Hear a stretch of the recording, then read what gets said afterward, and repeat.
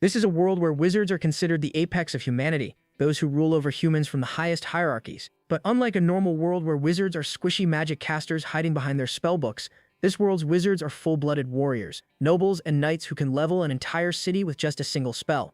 Although both of these classes possess magical powers, there is a very fundamental difference between them. Nobles are the direct descendants of the people who descended on Earth to save the humans in old times, or in simple terms, inbred royal freaks, also known as Friends, whereas knights are the descendants of those nobles whose blood has been diluted through generations and mixed with common humans. As for what those frekas were and why they came to this planet, they were trying to save humanity from behemoths, massive monstrous creatures possessing unimaginable strength and speed, enough to rip through entire armies all on their own. And the only ones capable of stopping these monsters are the wizards, because conventional weapons of this era can't even leave a scratch on their bodies. And one of those monsters just happened to be spotted near a village by the name of Aldenmoor, where the village chief, a weathered old man the locals called Grandpa Robus, was seen warning the villagers to stay out of the forest and to keep their doors and shutters locked during the night, since there was a very real possibility their village might be attacked by that monster. As for his plan to deal with this threat, he assured everyone he had already contacted the kingdom's wizard guild, who had promised them a powerful wizard who would be arriving at their village any day now to take out that monster. That was good and all, but there was something else bugging the villagers, a shepherd who lived all alone on Hizaril Hill by the name of Turan. The story cuts to a boy lying on the grass with his sheep grazing all around him, and this right here is our main protagonist, who is tired of constantly doing the same boring thing over and over. With nothing else to do and with almost no one ever around to talk to, he was afraid he might even forget how to speak. That was when he heard the voice of an elderly man calling out to him. Turning to the source, he found the same old man who came here to warn the kid about the danger, but judging by his tone, it didn't seem like neither of them liked each other very much. Turns out there was a very good reason behind it. Something messed up happened a couple of years back. At the time when Turan's mother suddenly succumbed to an illness, this old fart tried to take advantage of the fact that he was just a child back then, and tried taking over half of his inheritance along with all his sheep. And because of that, the kid never forgave this greedy bastard who uses his sweet tongue in front of the villagers to make himself seem like a saint, because only he knew how rotten he really is. After hearing all those nasty things about him, the old man finally lost it and tried firing back with some half-baked excuses. But Turan just gave the old geezer a glare, told him to shut up, and asked him the reason for wasting his time. Yeah, that glare was enough to make the old man shit himself, so he got straight to the point and told the kid about a monster that had been spotted not far from this place and asked him to be careful. But our boy couldn't care less about something like that, so he asked the old man to leave if that was all he came here to say, which surprised the old man since obviously he is the easiest target for that thing, thanks to all these sheep and the fact that he lives alone. But he quickly lost interest in that and told him to be careful until this whole mess had been dealt with, since a wizard was expected to visit soon to exterminate that creature. And just before leaving, the old man told the kid the only reason he came here was because he was worried about him. But our boy wasn't buying that for a second and asked if he was sure the real reason wasn't that he was worried about all these sheep. After all, if anything were to happen to him, there would be no one left to stand in his way to claim them for himself. Yeah, no, old man wasn't having any of that. But our boy calmly told the guy to get lost, with the reason that his breath stinks so bad that his nose was going to rot. With nothing else to say, the old geezer just turned around to leave. Cut a couple of hours and our hero was seen making his way back to his farm while recalling the old man's words about a wizard who was supposed to visit them soon, and he wondered if he should go and meet up with that guy when he arrived, since turns out he is a huge fan of wizards himself, all thanks to the stories he heard about their powers from his mother, so he always wanted to meet one in person. Just then, as he was thinking that, his nose suddenly caught a whiff of something metallic, and whatever that smell was, it had the kid trembling in fear, because that was the scent of fresh blood. The story cuts to the forest where our boy was seen slowly following the scent of that blood to see where it would lead him to. That was when he came across an unexpected sight. Turns out it was that same old man, or at least what was left of him. But unlike a normal human who would have at least flinched at that sight, Turan started analyzing his body, and from what he could tell, this was no work of any ordinary wild animal, since those slash marks were made by something massive, so that left only one possibility. The one who did this to the guy was a monster. Sure enough, as he finished that thought, he sensed a presence behind him, and turning around, he saw a massive claw emerging from the dark forest. And when that thing finally stepped out and showed itself, our boy found himself standing before a gigantic panther, with dark smoke and electricity crackling all over its body. The story cuts back to the village where a child was seen asking his father about these monsters and if those things truly were as powerful as they say. The answer was a yes, so much so that even the strongest human won't stand a chance against one. But he assured the kid not to be afraid since they have wizards who keep normal people like them safe from these monsters. He told the kid these great beings are born with the power of magic and can easily kill a monster with a single word. Back to our boy, who instead of trying to run was staring at the overgrown kitty with amusement, and after a brief pause he uttered the word die from his mouth and something suddenly happened. As the moment that word left his lips, the giant cat suddenly leaped back, for some reason. And that reason is simple. Our boy is actually a mage, and an absurdly powerful one at that, but that is something only he knows. But this time, that single word wasn't enough to blow that thing into chunks, so that was something new for him. As for the creature, it used the chance to lunge at the kid once more, but then again, our hero just shouted the word stop, and the giant monster immediately jumped out of the way and appeared behind him. By now, Frieren was just getting annoyed since neither time was he able to stop that monster with his word magic. As for the thing, it jumped right back again and swung its massive claw to turn the kid into paste. But to its surprise, our boy was way faster than he looked, and he managed to leap out of the way just in time. And since it was now clear simple words won't be enough to take down this creature, he decided to get a little serious. So he picked up a rock and reached into his pocket to bring out something. And that something was a sling, which he was planning on using to turn the rock into a projectile and smash that creature's head in.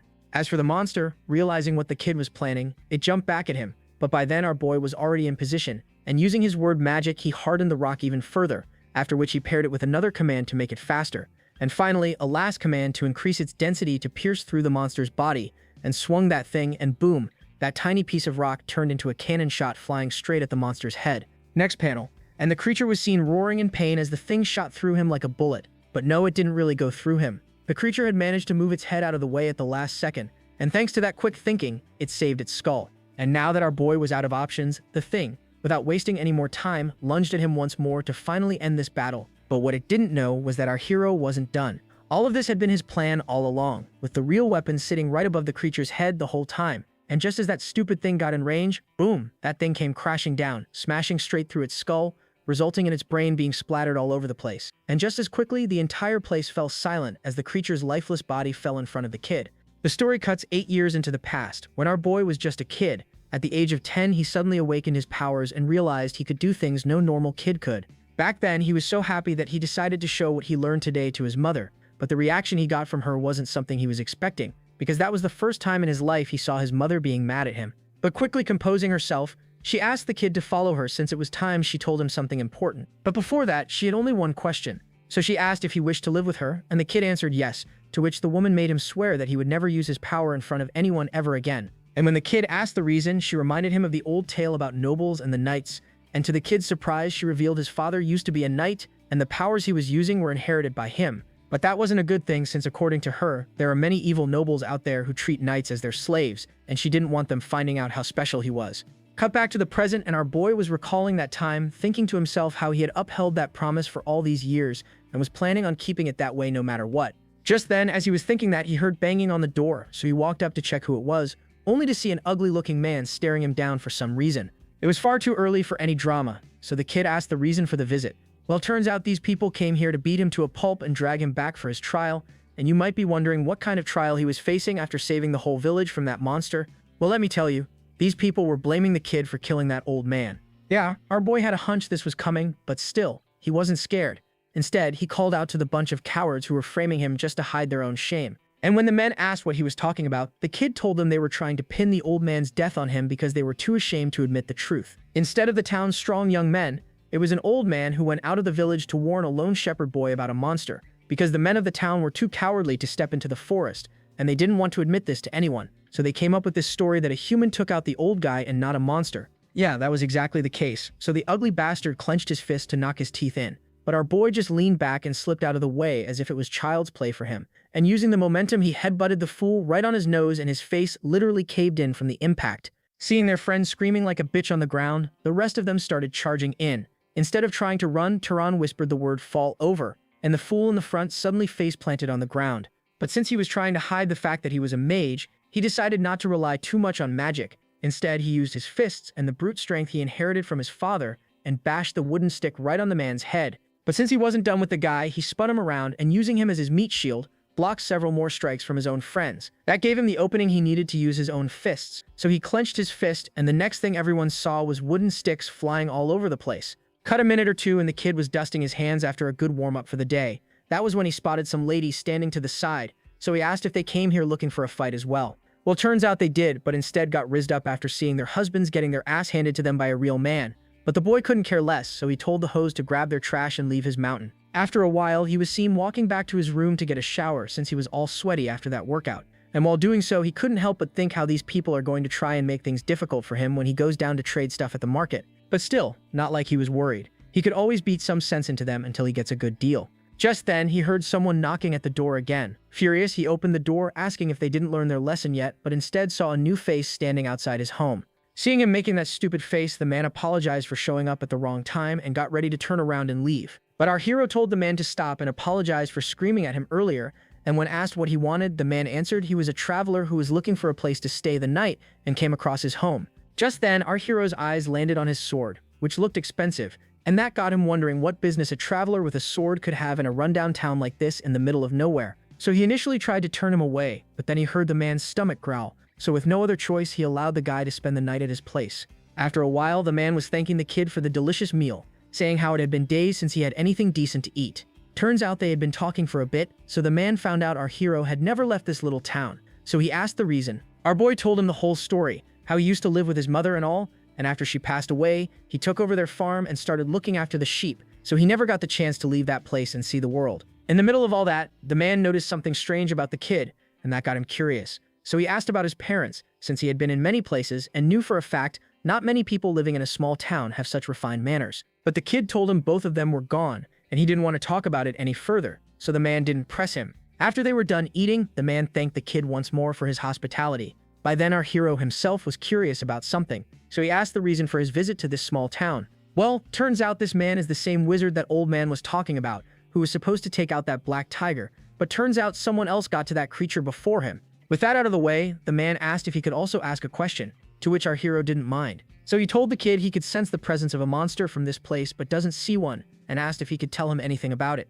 But that wasn't the only weird thing he noticed about this whole setup, because even after knowing the threat of that monster, the kid never ran away from this place, so he asked the reason since he would be the first target for that monster, given how far he lived from the main town, and that fact was bugging him, since he seemed awfully brave for a shepherd who had never left this town, and after he was done saying what he had to say, he asked the kid what he was trying to hide from everyone. But almost immediately, that same smile returned to his face as he apologized to the kid for messing with him, telling him to cheer up since that was just a joke. Yeah, good thing he said that when he did, because our hero was literally thinking of ending this guy, fearing his secret got exposed. So he apologized to the guy for misunderstanding him, saying he wasn't very good with humor. The man said the same thing and apologized since he never meant to scare him like that. After that weird moment was over, he extended his hand and introduced himself as Karen, a wandering knight. Our boy shook his hand and told the man his name was Turan, just a shepherd who turns 18 this year.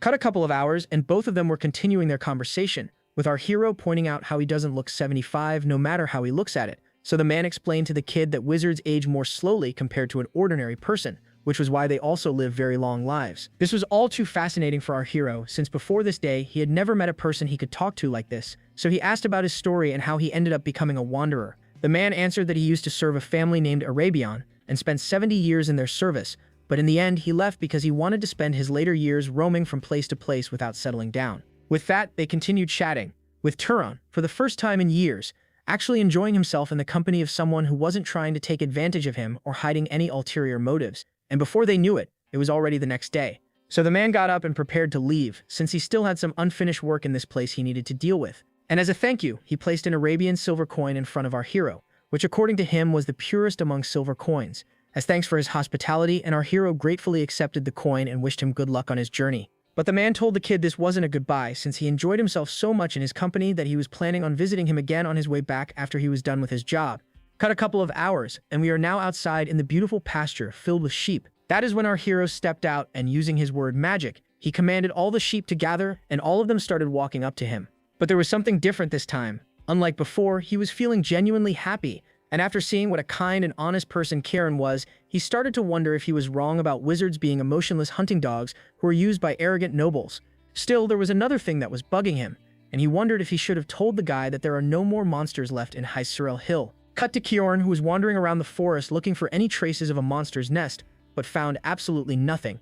Although he did notice some traces of a battle, there was no presence of a monster in the air, and that got him wondering if another wizard got to the thing before him. That was when his eyes landed on a rock that was lodged into a tree near him, and that had him thinking what kind of wizard could pull off something like that. But he quickly lost interest, since at the end of the day, the only thing that matters is that the monster was gone and the people of this area were safe. Just then, as he was thinking that, he felt a terrifying presence approaching him, so he quickly turned to the location, only to find a massive claw of a monstrous creature appearing from the woods, and yeah, that's one nasty-looking sight, all right. Turns out there is more to these creatures than our boy had thought, since even having half its head blown away, the thing was still alive. But according to Kyorn, yeah, that thing wasn't alive at all but undead, or in simple words, that thing was something they called a wraith. And that made no sense to him because who in their right mind would do something like this with a monster? As for the creature, it wasted no time and swung its claw to turn him into mush, but Kieran quickly snapped out of his daze and leaped back. Well, it turns out just taking out these monsters isn't enough to get rid of them, because even a normal human can pull it off if he uses his brain. The main reason wizards are needed to deal with these creatures is because after the monster has been defeated, only a wizard has the power to absorb or disperse the mana from a dead monster's corpse, and that is the most important part of the whole process, because if that step is skipped, the creature turns into a wraith. And for this specific monster, this creature is at a level that no way someone other than an experienced wizard could have taken it down. And that was the thing that was bugging him, since why would a wizard who hunts these things for a living make such a rookie mistake and leave it to become a wraith? But there was no use thinking about it, so he got ready to end the thing using his fireball, and somehow he turned it into an arrow instead. And just as the creature got in range, he released the projectile. But here is the thing, Kieran is weak as fuck, because the creature just let out a roar and his attack dispersed into nothing. And this was something he wasn't expecting, since this creature was even stronger than he had thought, and he wondered just what kind of wizard was able to take it out when it was still alive. As he was thinking that, the creature suddenly turned into some dark liquid and vanished. And no, this isn't because the thing was trying to escape or anything, but because it was trying to counter magic with magic. While looking around, Kieran failed to notice that the thing was hiding inside his own shadow, and using that chance, it raised its massive claw and swung it toward the guy, managing to land a powerful hit on his shoulder. Luckily, Kieran was able to move just barely enough to save his vital organs, so he was pretty much unharmed. But the same couldn't be said about his left arm, because that thing was completely fucked. And to make it worse, his fatigue was catching up to him, and he knew he needed to find a way to end this quickly, otherwise he wouldn't make it out alive. As for the creature, I don't even know how to describe this because the thing was somehow even more hideous than before. Realizing that this might very well be his end, Kieran decided to use his final trump card, which was to blow himself up along with that hideous-looking thing. So he started concentrating all his mana in the palm of his hand to use it to create a powerful explosion. Seeing him do that, the creature itself lunged at him to stop the guy before it was too late. But by then, Kieran had already finished charging the thing, so he swung his own fist, and just as both sides were about to collide, something strange started happening, as a bright blue light shot in from the distance and struck the creature's massive arm, tearing it right off its body. That obviously startled Kieran, since this was the same monster he wasn't able to scratch, yet somehow it got taken out with just one hit. Before he could ask who saved him, he heard a familiar voice asking if he was hurt, so he turned to the location and saw our boy walking out of the forest. Yeah, that was the last thing he was expecting to see in this rundown town. So he asked the kid the reason for keeping that fact hidden from him, and our hero didn't know how he was supposed to answer that question. So he changed questions and instead asked why he blew his own secret by helping him, since he could have just walked away and no one would have known anything. Cut back to the time our hero was conversing with the guy, when he asked the reason for risking his own life for others. After all, with his skills and knowledge, he could easily live a life of luxury and comfort. The man answered that he was right about that, but still, he had a duty. And as a wizard who was born with these powers, he believed he should live his life with pride and protect powerless commoners from monsters. But he did point out that not every wizard he comes across in the future would have the same beliefs, since everyone has their own values and their own way of living. Back in the present, our hero, after recalling those words, told the man the same thing, that everyone has their own way of living their lives. Just then, as he said those words, an explosion rocked the place and both of them leaped out of the way just in time. Well, what do you know? That damn thing is tougher than they had thought. So Karen told the kid to run since that thing was on a level neither of them could handle, and asked him to tell the villagers what he saw here, and asked them to call for a noble, since only they have the strength to stop something like that. As for him, he would try to buy him as much time as possible. Although he said all those heroic things to look cool, he still wasn't confident he would be able to hold it for long, so his plan was the same: blow up that monster with his own body and hope that might be enough to stop it. But to his surprise, he heard the kid say there was no need to do that. Confused, the man asked what he was trying to say. Yeah, the guy realized right there and then that the kid in front of him was holding back on his last attack, and that made zero sense, since how can a young knight hiding out in the mountains be so confident in taking out a monster which even multiple nobles would think twice to go up against? And at that moment, the veteran knight Kwarn's thoughts started racing after seeing what the kid was capable of, because what he was witnessing wasn't just some random encounter in a forgotten village, nor was this the reckless bravado of a young knight who ran from nobles. What stood before him was the beginning of something great. A wizard in the making who had no idea just how far he would go, since he was destined to turn the world of wizards upside down. Fuck, I don't usually say this, but who else thinks this is peak? I'm getting goosebumps just reading this. Well, anyway, the kid was really excited about the whole thing since before this day he never got a chance to let loose, so he was curious to know the limit of his power. But Kieran wasn't planning on letting him take on that creature on his own since that thing was no joke. Before he could finish that sentence, the creature's massive claws were already next to his face, and just as he was about to be turned into paste, our boy smashed the thing with another one of his rocks. At that moment, Kieran realized he was nothing but dead weight right now, since if it weren't for the kid stopping that thing just now, he would have been lying in a puddle of his own blood. So in the end, he decided to just step back and not get in the kid's way, and see just what that kid is capable of. As for Turan, he noticed something off about the whole situation, since no matter how many times he attacked that monster, it felt like he wasn't dealing any damage to it. That was when he heard Kieran's voice telling him he can't kill a wraith with physical attacks. Surprised, the kid asked what he was supposed to do if that was the case, and heard the guy telling him to use fire instead. Our boy did as told and created fire on the creature's shoulders to try and stop it, but then again nothing happened. The thing kept advancing. Watching the whole scene, Kieran couldn't help but wonder what was going on, because this was basic knowledge among wizards on how to deal with a wraith, but for some reason this kid was acting like he knew nothing. And then it finally hit him, and he realized Turan was the one who took this creature out and left it alone, and it turned into a wraith, which would mean that the kid in front of him has never absorbed mana his entire life, which was just absurd, because how can someone who has never absorbed mana from a monster possess such powerful magic? But since this was not the time to stand around thinking, he shouted for the kid to form a fireball in his hand and then throw that thing toward the monster. Hearing that, Turan got to work, but Kaon wasn't sure if this would work, because creating fire on an object was easy, but manifesting it in one's hand was a completely different thing, since controlling an element requires years of training and control. Yeah, no, our boy didn't need any of that, because on his first try, not only did he summon fire in his hand, but he did it perfectly. And then boom, he hurled the thing and blew it right on the monster's face. And the attack proved super effective since the creature started writhing in agony. And before they knew it, the thing was rolling on the ground trying to put out the fire. Realizing what the creature was trying to do, Kieran shouted for the kid to keep pouring his mana into that fire so it doesn't go out, because he needed to burn everything about that creature to make sure it doesn't come back. Before long, the whole place had fallen silent, with only the crackling sounds coming from the creature's charred body.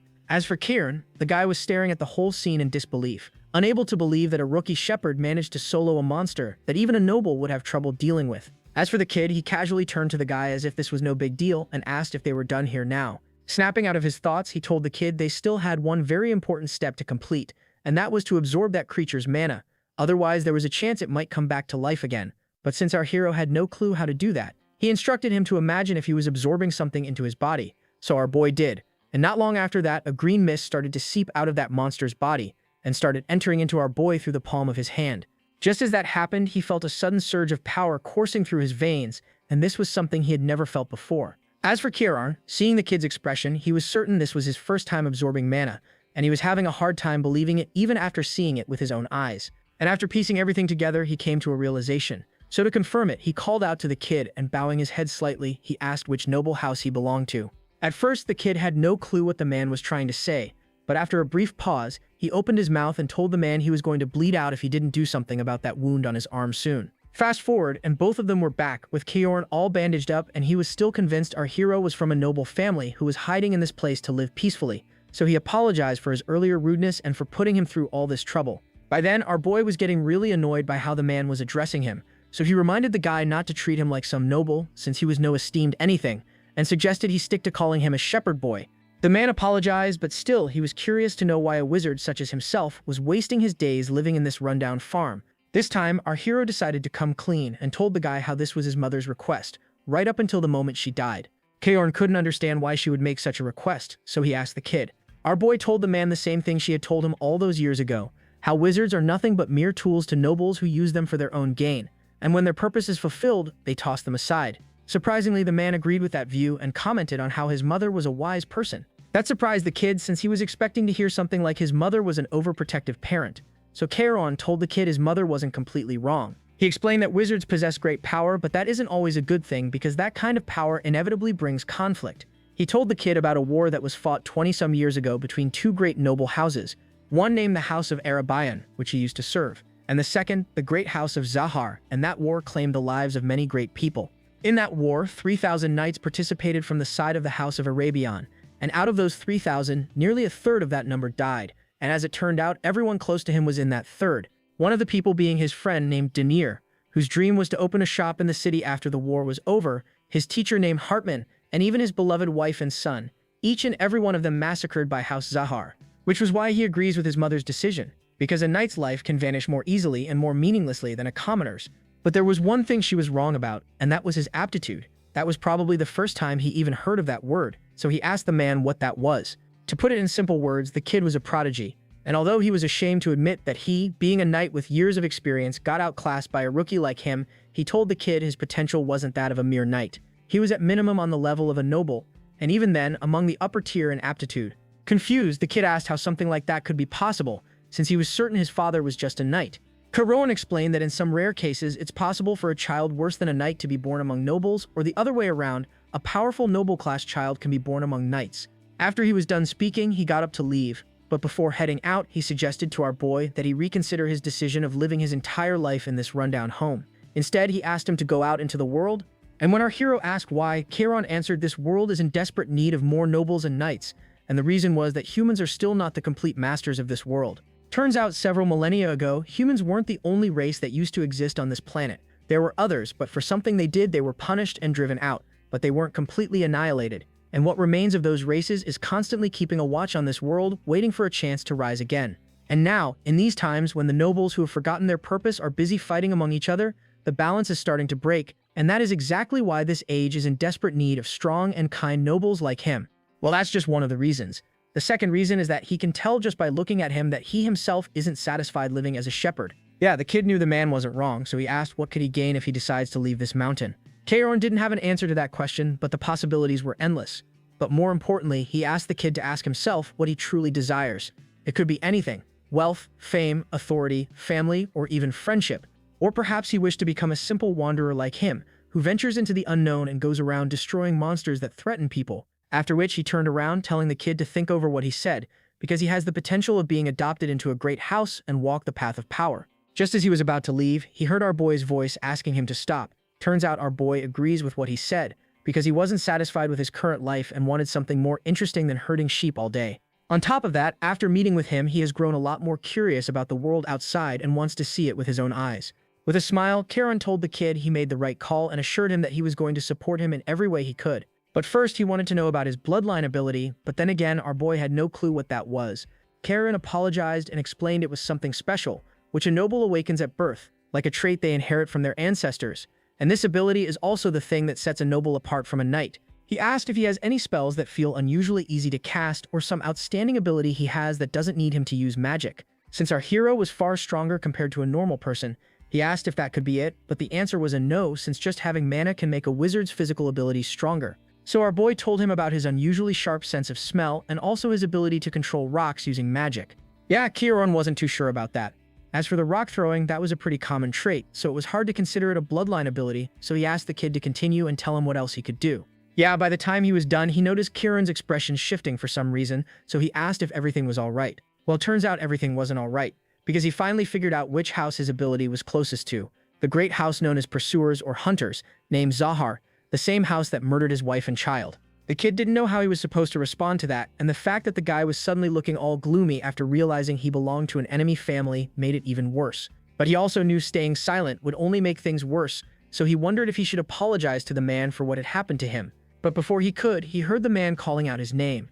And when he answered, the man patted the kid's shoulder, telling him not to make that face because he had nothing to do with anything that happened back then. He explained that he was still a child and that this matter was between adults. As for him, he didn't believe that washing blood with blood would solve anything. On the contrary, it would only create more bloodshed. Our boy asked the man if he regrets his decision now, but Kairon didn't know what he was talking about. So our boy answered, saying his decision about telling him to go down the hill and grow his strength. The man agreed there was a really high possibility that if he did that, he would inevitably end up joining the Zahar family. After all, a prodigy like him only appears one in a generation. But despite that, he trusts his character. He reminded the kid he saved his life and even risked everything by choosing to reveal his secret in front of him, so he believed he was a good kid, which is why he thought it would be a good thing if he joined the Zahar family, because if someone like him rose to a high position within it, perhaps he could help prevent another terrible war from happening again. Still, no one knew what the future held, so there was no way to tell for sure if he would end up joining the Zahar family or not. Just then, our hero asked the man to stop, and when he turned around, he heard the kid say he was now even more determined than before to go down this mountain and find his new purpose.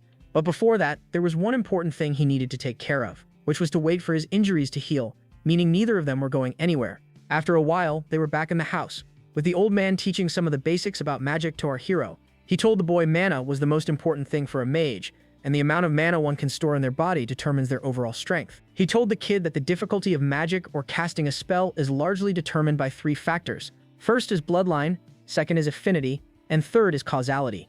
The first one is pretty much fixed for everyone, since a mage is born with it, and it is only present in nobles, not knights. To further explain Bloodline, he showed him his arm and asked how easy was it for him to heal a wound like this, and our boy answered not easy at all. So he told him about the Revista bloodline from the south, whose bloodline allows them to heal something like this without any training or effort. So that is the power of a bloodline. After understanding that part, he asked about affinity. To make it easy for the kid to understand, he reminded him how, back when they were fighting that monster, he manifested that fireball without any effort. It was because his magic affinity to fire attacks was high. As for the last thing, which was causality, it was something difficult to explain for him as well because he didn't completely understand it either. So he asked the kid a question. What if he was trying to delete someone using mana? What does he think would happen? And the kid answered, some light would shine from his hand and that would be it. The man told him that's exactly the issue, because just wanting something to happen doesn't make it happen. You need something that actually causes it. If there's no cause, then there's no result. And the bigger the thing you're trying to do, the more it needs a proper cause.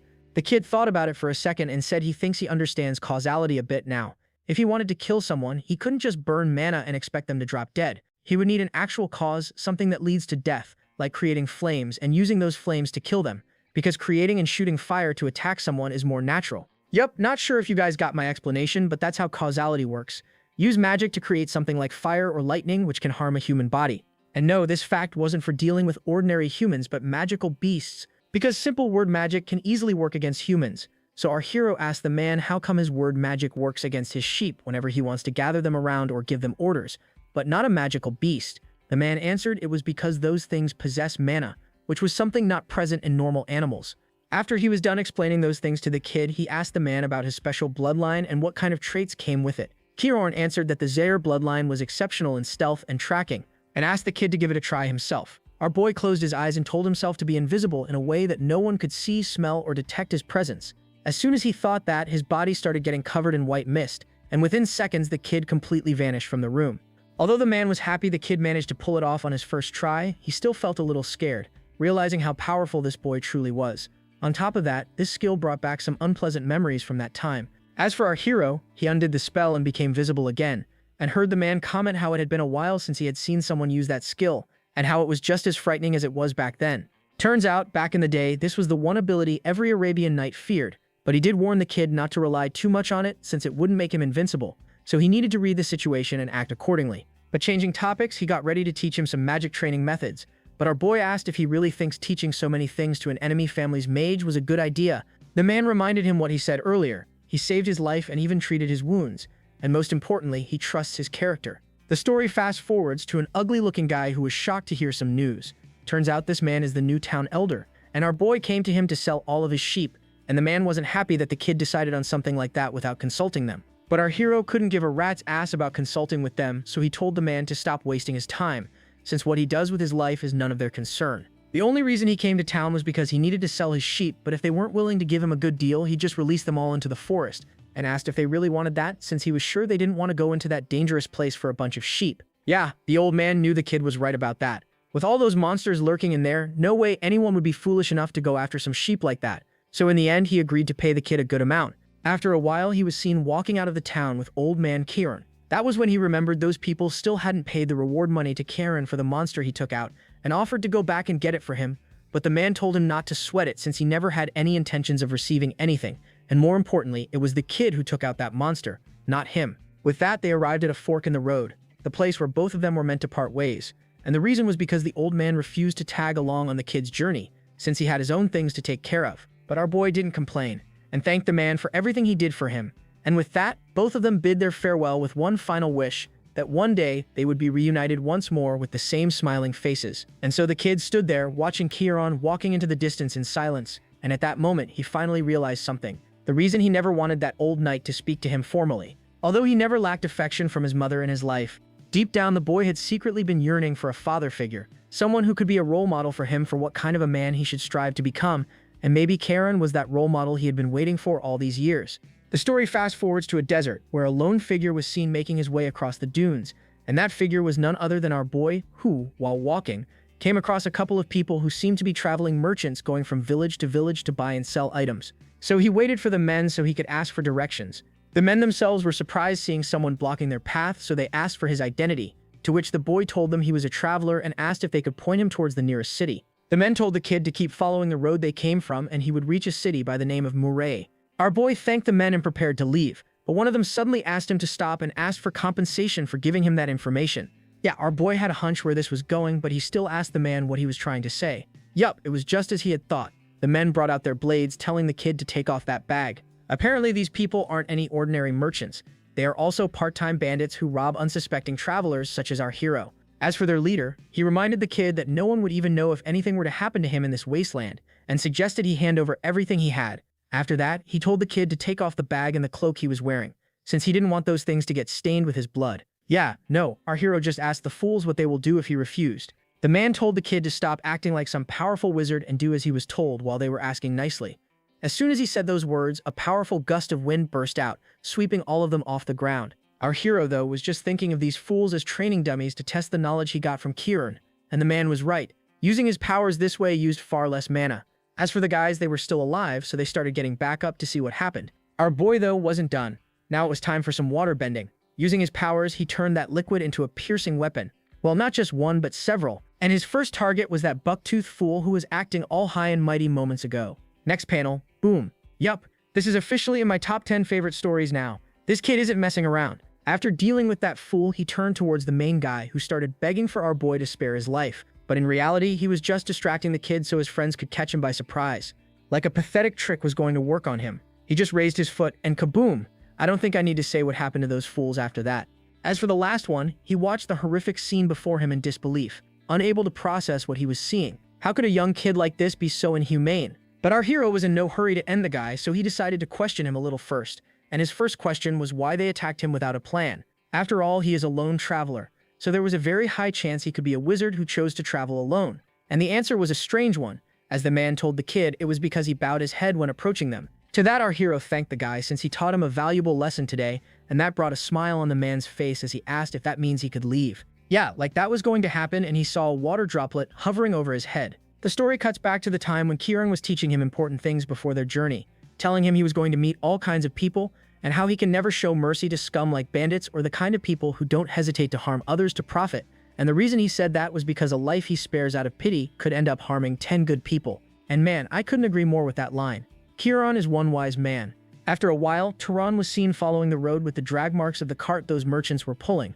But those clear wheel tracks cutting across the sand left one thought buried sharply into Tehran's mind. He just took out some people without a single trace of remorse. Although he felt guilty, he also knew he had no other choice because it was just as Frieren said. People who could decide without hesitation to rob and kill for profit would target others at any given opportunity if spared. As those wheel tracks slowly faded away, Tehran's chaotic heart gradually settled as he recalled Frieren's teachings. And then he finally arrived in a new world, and was left amazed at the view before him of the small city by the name of Muri.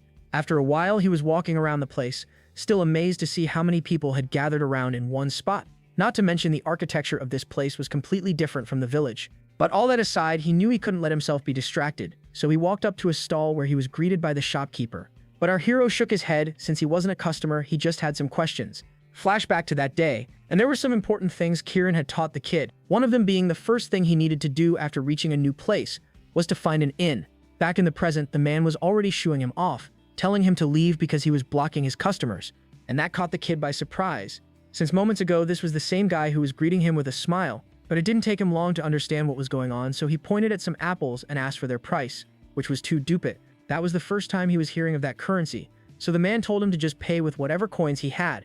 That was when our hero repeated his question once more and asked for an inn, and surprisingly, this time the man with a smiling face gave him the answer to that question. After a while, he arrived outside the establishment, and as soon as he entered, he came face to face with the inn staff named Lena. Finally, a female character, and a beautiful one at that. And I think the kid might actually have a shot at her, since the first thing she said after seeing that pretty boy face of his was that they don't usually get handsome customers like him. But our hero quickly changed the topic and asked for the price for a night in this inn, which was 16 dupit. A little expensive, but our boy agreed to pay it anyway. While doing so, he told the woman he had a question, and when asked what, he asked if there were any monsters nearby with a bounty on them. But surprisingly, he noticed the woman just staring at him for some reason. So he asked if he said something he shouldn't have.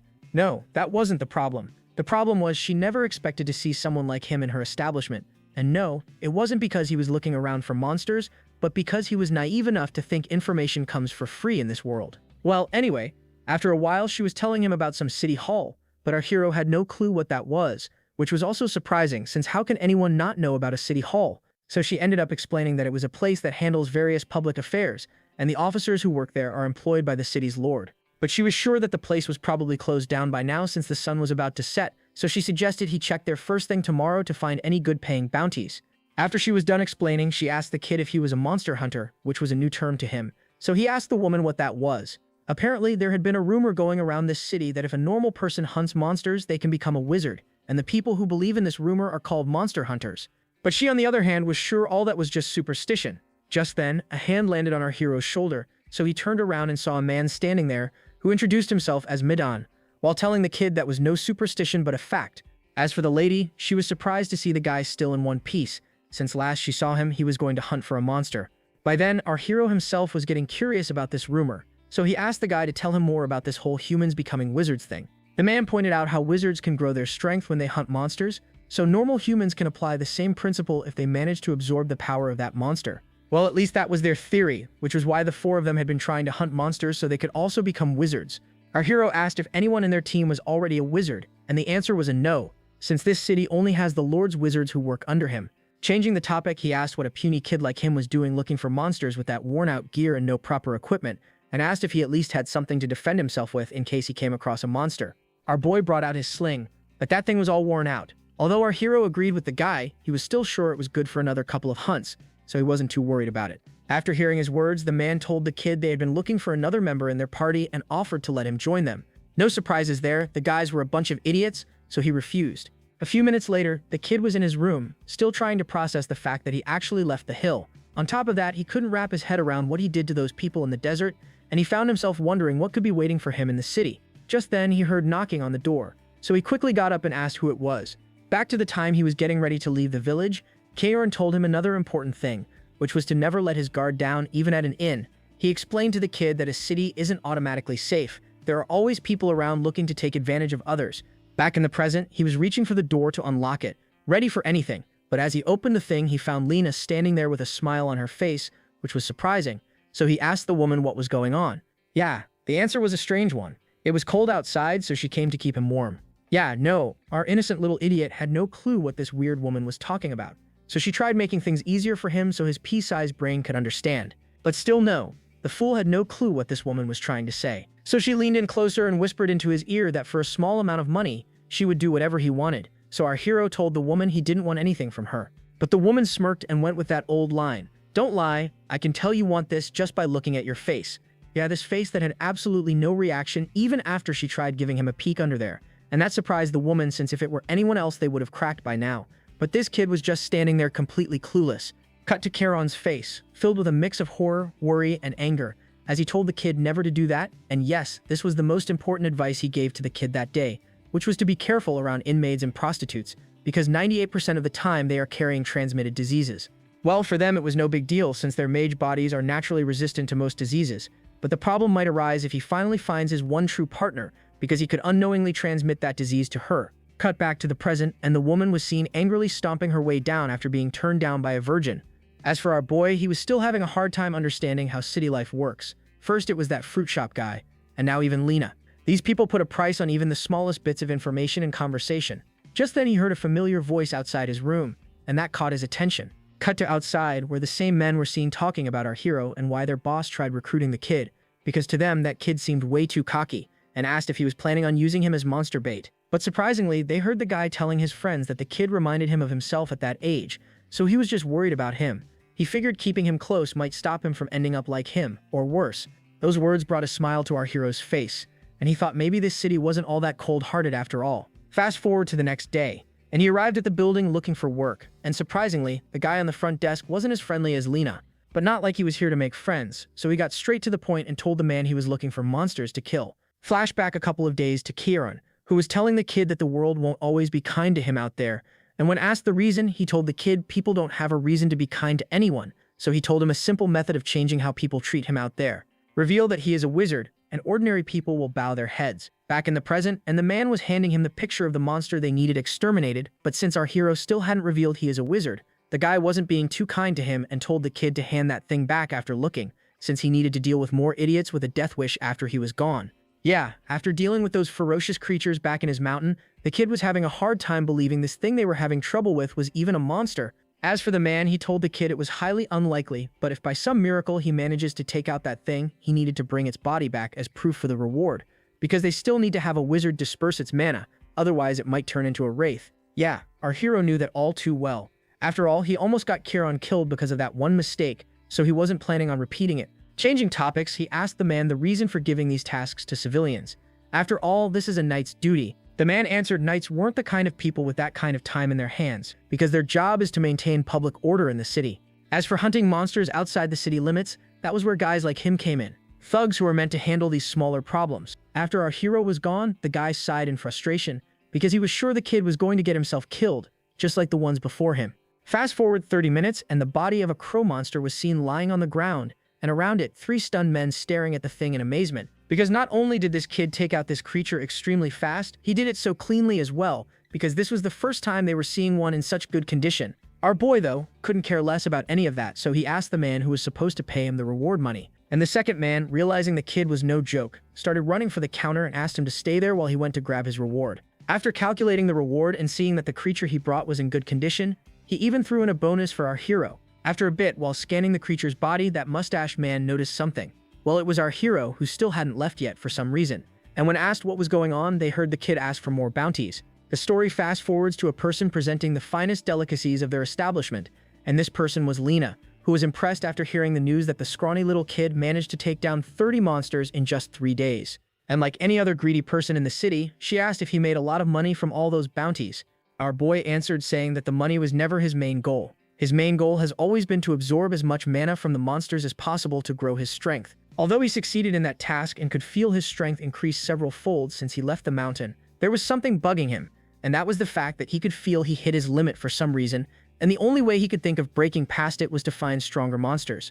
As for the two, they were amazed seeing how this scrawny-looking kid managed to devour all of that all on his own, especially Lena, as she wondered which part of his body was all that fat going to. Our boy just stood up, thanked the two for preparing such a delicious meal for him, and got ready to head back to his room to get some rest. But then out of nowhere, a hand appeared, grabbing the kid by his collar.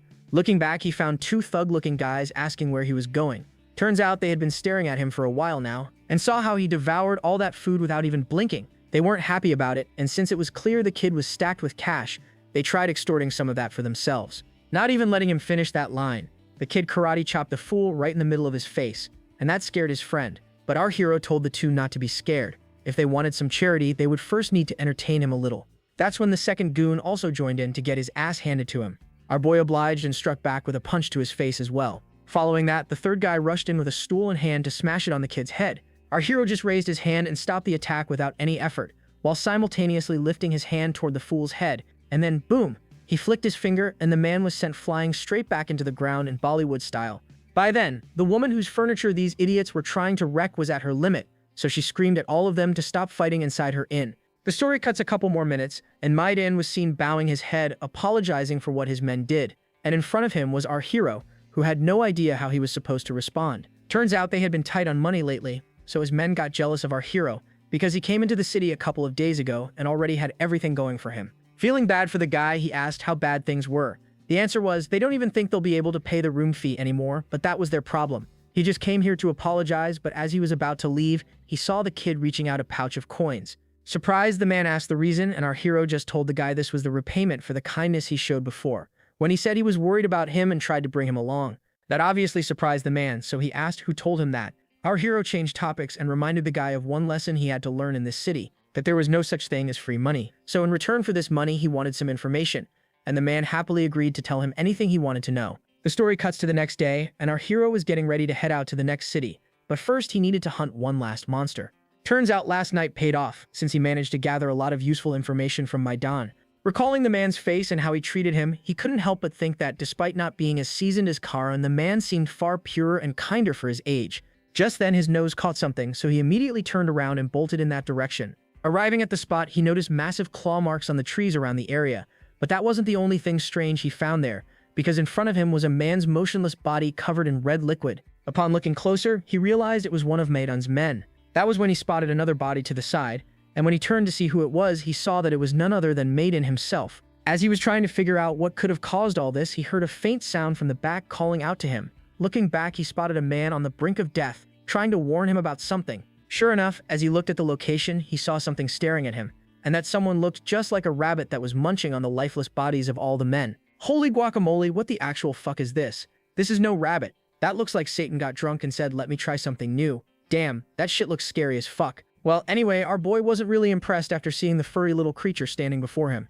Yeah, it turns out he was wrong, because that thing was fast as lightning, and that scared the kid to his core, because if he was even a millisecond late, that creature would have chomped him in two. Realizing the creature was no joke, he brought out his sling and wasting no time threw a bunch of rocks the creature's way. But despite possessing insane speed, the creature didn't dodge. Instead, the tiny little bastard started using its ears to play baseball with the things being thrown at it. Seeing how easily the thing managed to stop his attacks, our hero decided to change his approach, since that thing clearly was good at defending against throwing weapon techniques. The creature, however, wasn't planning to give him that chance, so it leaped right back at the kid. But then, as it was still in the air, it noticed something strange, because somehow the kid that was standing before it suddenly vanished. So it immediately hit the brakes to see where he could have run to, but here's the thing, he never ran. He was standing right behind the monster, and just as he got the opportunity, he swung that thing and jabbed it straight into the creature's throat. Although the attack was effective, the creature still wasn't out of the game, so it swung its ears to attack back, but our boy managed to move out of the way in time, and using the chance, he used his bloodline ability once more to conceal his presence. In that very same split second, the bunny leaped at the kid, but by then he was already gone. By then, the monster had entered a frenzy state, so it started destroying everything around it to try and get to the kid. But no matter how much it rampaged, it wasn't able to find him anywhere, and then it happened.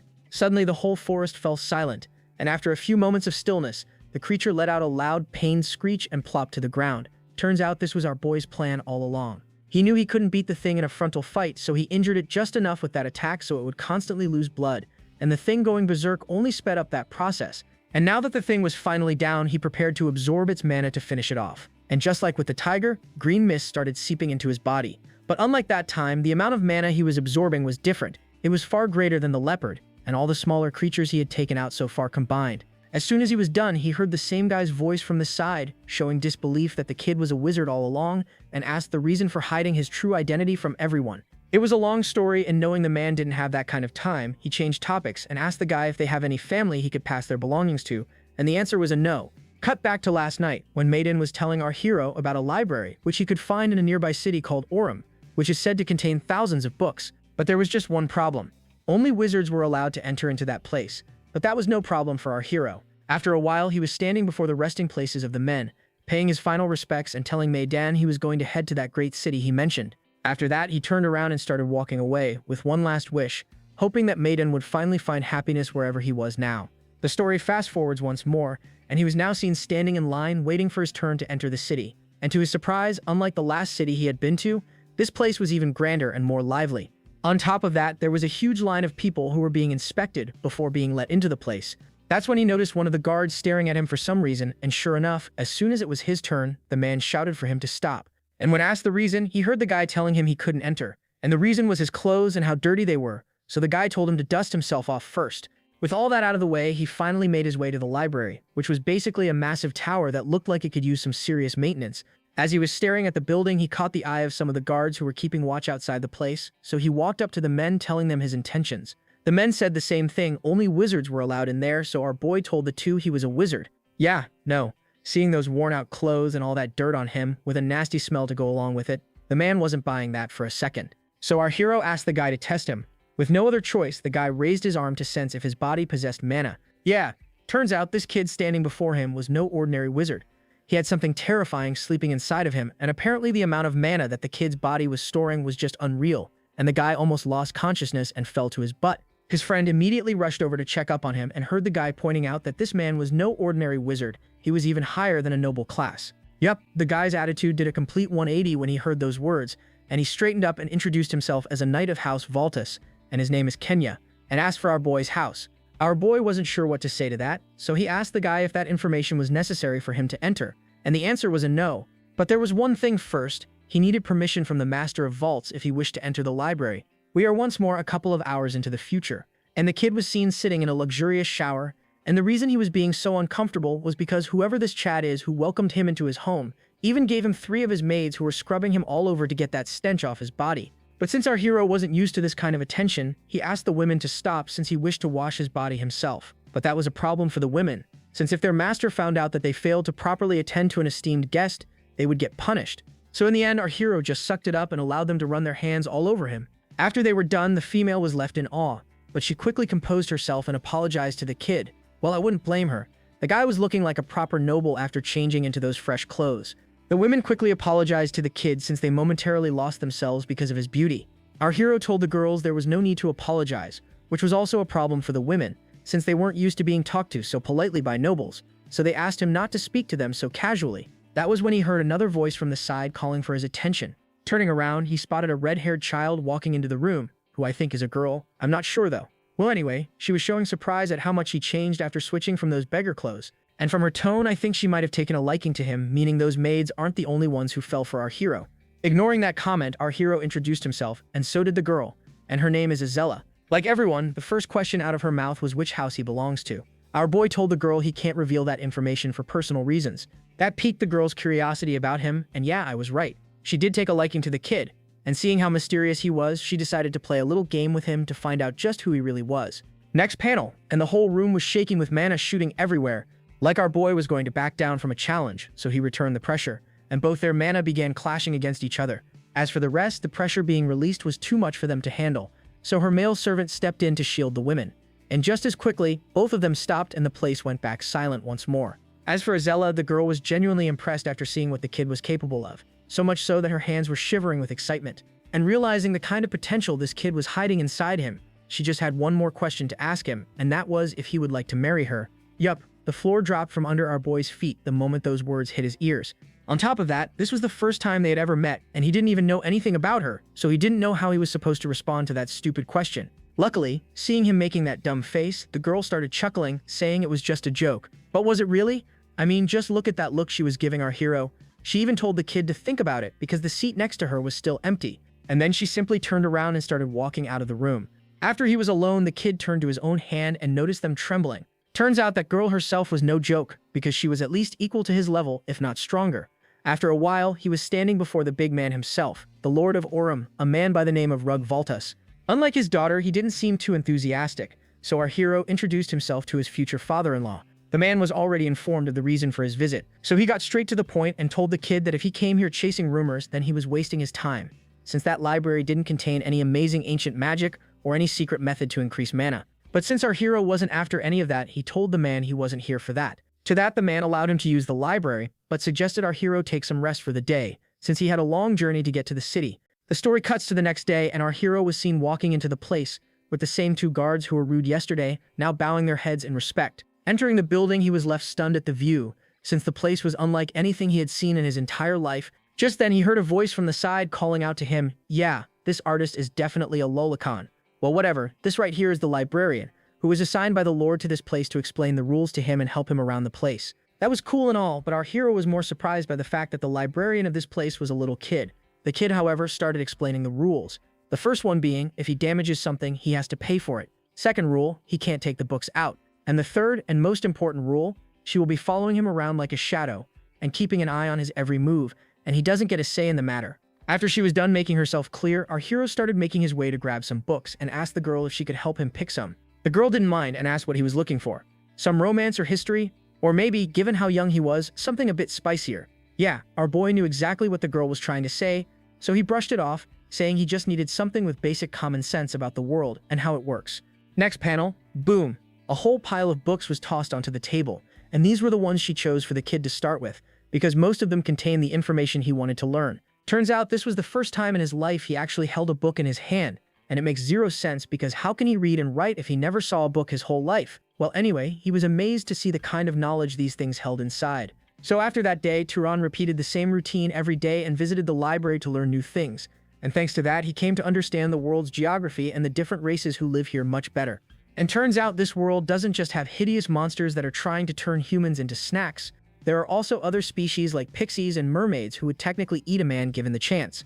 But hey, not the worst way to go. Not just that, he also learned a lot of things about how various items are manufactured and processed, even things about monsters and relics from the era of the Old Empire. With each piece of knowledge he gained, the world that once felt like an unknown space became clearer and more vivid to him. Cut back to Rugvaltus, who was asking the kid if he was enjoying his stay in the city and how his visits to the library are going. Our boy told the man everything he had learned and how he managed to improve himself thanks to the books he had been reading. Although the guy was happy he was making good use of it, he did make one thing clear.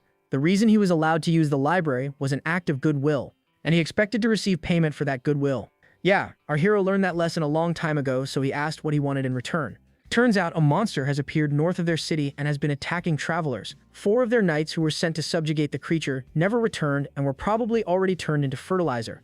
And with things getting so out of hand, they have no other choice but to mobilize nobles to deal with the matter personally, but their house can only mobilize 2 people at the moment, so he wanted him to tag along with those 2 and deal with the threat. Although he agreed, there was something bugging him, because last he heard, wizards weren't usually the type of people who got involved in things like this, or at least that's what that man told him. Rugvaltus explained that the road which was being blocked was an important trade route for Aurum, which had been closed off for 10 days, so they had no choice but to handle the matter quickly and get it resolved. Yeah, it turns out the reason he let him use the library so easily back then was because they had already been stuck dealing with this problem before he arrived, so he wanted to put him in their debt so he could be used when the time was right. The story cuts to the outside, and our hero, along with a small force of wizards, was seen walking out of the city. As for the 2 nobles that man was talking about, the first one was his own daughter, and the second a man with the face of a side character. As for Azella, the girl was feeling irritated about the fact that her father even mobilized a guest for a monster hunt, since she was sure they were more than enough to handle it. Our boy apologized and asked if he was that unreliable. The girl told him that wasn't the case. She was just saying her father was making a huge fuss over a simple matter. Her friend, however, advised she not call their lord fussy in front of the guests. Yeah, who asked him for anything, so she just gave him that glare to put him back in his place.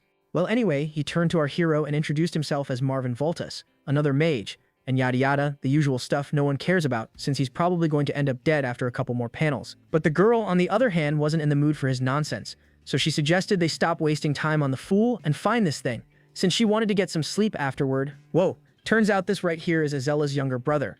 I thought the guy had a crush on her or something. Well, he was asking our hero if he has a thing for his older sister or anything like that, and our hero immediately told the man no, and for some reason the man told the kid he was relieved to hear that, which is pretty sus if you ask me. Just then they heard Azella's voice telling them to stop. Looking ahead, they saw a broken cart blocking their path. After a closer examination of the scene, they realized this was the work of that same monster, and since they had already blocked this path from their side, these people probably came from the south, just to end up as nourishment for the monster. Our boy was also scanning the area, and after looking around for a bit, he told the gang the creature who did this was a monkey. Yeah, that monkey part caught the girl's interest, so she asked how he could be so sure, so he pointed at a handprint on the wagon which resembled that of a man. And from what he could tell, he was sure the creature went into the forest after having his fill, so if they find the trail and pursue it, they should catch up to it before sundown. But the problem was none of them could use that kind of magic, which was a problem. Maybe for them, but not our hero. He had a nose like a hound, so he picked up a smelly-looking piece of cloth to get to it. The girl, however, was curious to know if that was his bloodline ability. Our hero answered no, this was just something he used a lot, so now it came naturally to him. Sure enough, just one whiff of that thing, and he immediately saw a trail leading into the forest. After a while, they came across a water source where the trail ended, meaning the creature washed itself before moving on. This was something new for Azella, since a beast cleaning his scent to avoid being tracked was something unheard of. But our hero knew there was more to this than it seemed. Sure enough, he picked up the same faint scent coming from the area, so he shouted for all of them to get on their guard because they fell into a trap. Oh god, that thing is no monkey.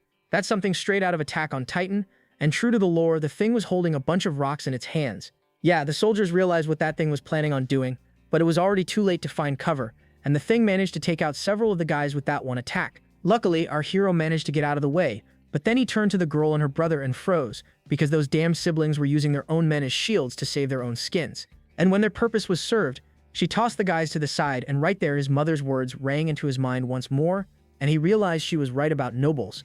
The girl, however, shouted for the remaining men to attack that thing. Following her command, all of them charged into their deaths. Surprisingly, the creature, instead of fighting back, started running in the opposite direction. Realizing they couldn't let it escape, both siblings gave chase. But the thing was just too fast, and they began losing it. Just then, something appeared next to the girl's face, and before she could process what it was, the projectile shot past her at Mach 7. And whatever that thing was, it was so powerful that it hit the creature's back and pierced through the other side without any effort. Surprised, all of them turned to see who it was and found our boy slowly walking up to them.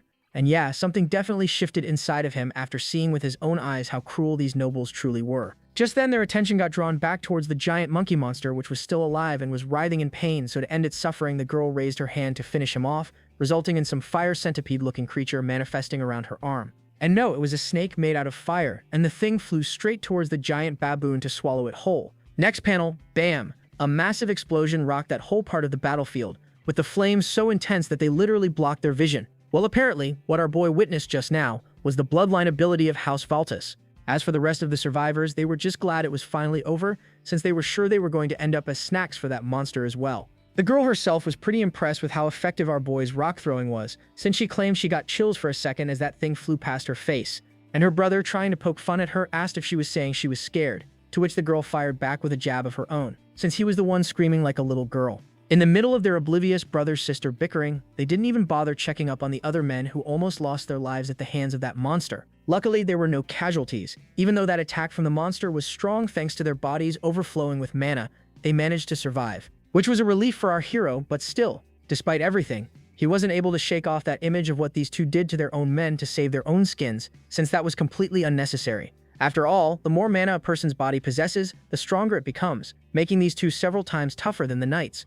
But they still use those guys as their meat shields. Noticing him staring at them like that, Marvin asked the kid if everything was alright, and our boy, deciding to keep his distance from those two, chose not to get involved in the way they handled things in their own domain, and just answered it was nothing. And since it was getting late, the redhead suggested they start absorbing mana from that monster and get this over with quickly, because the sun was about to set.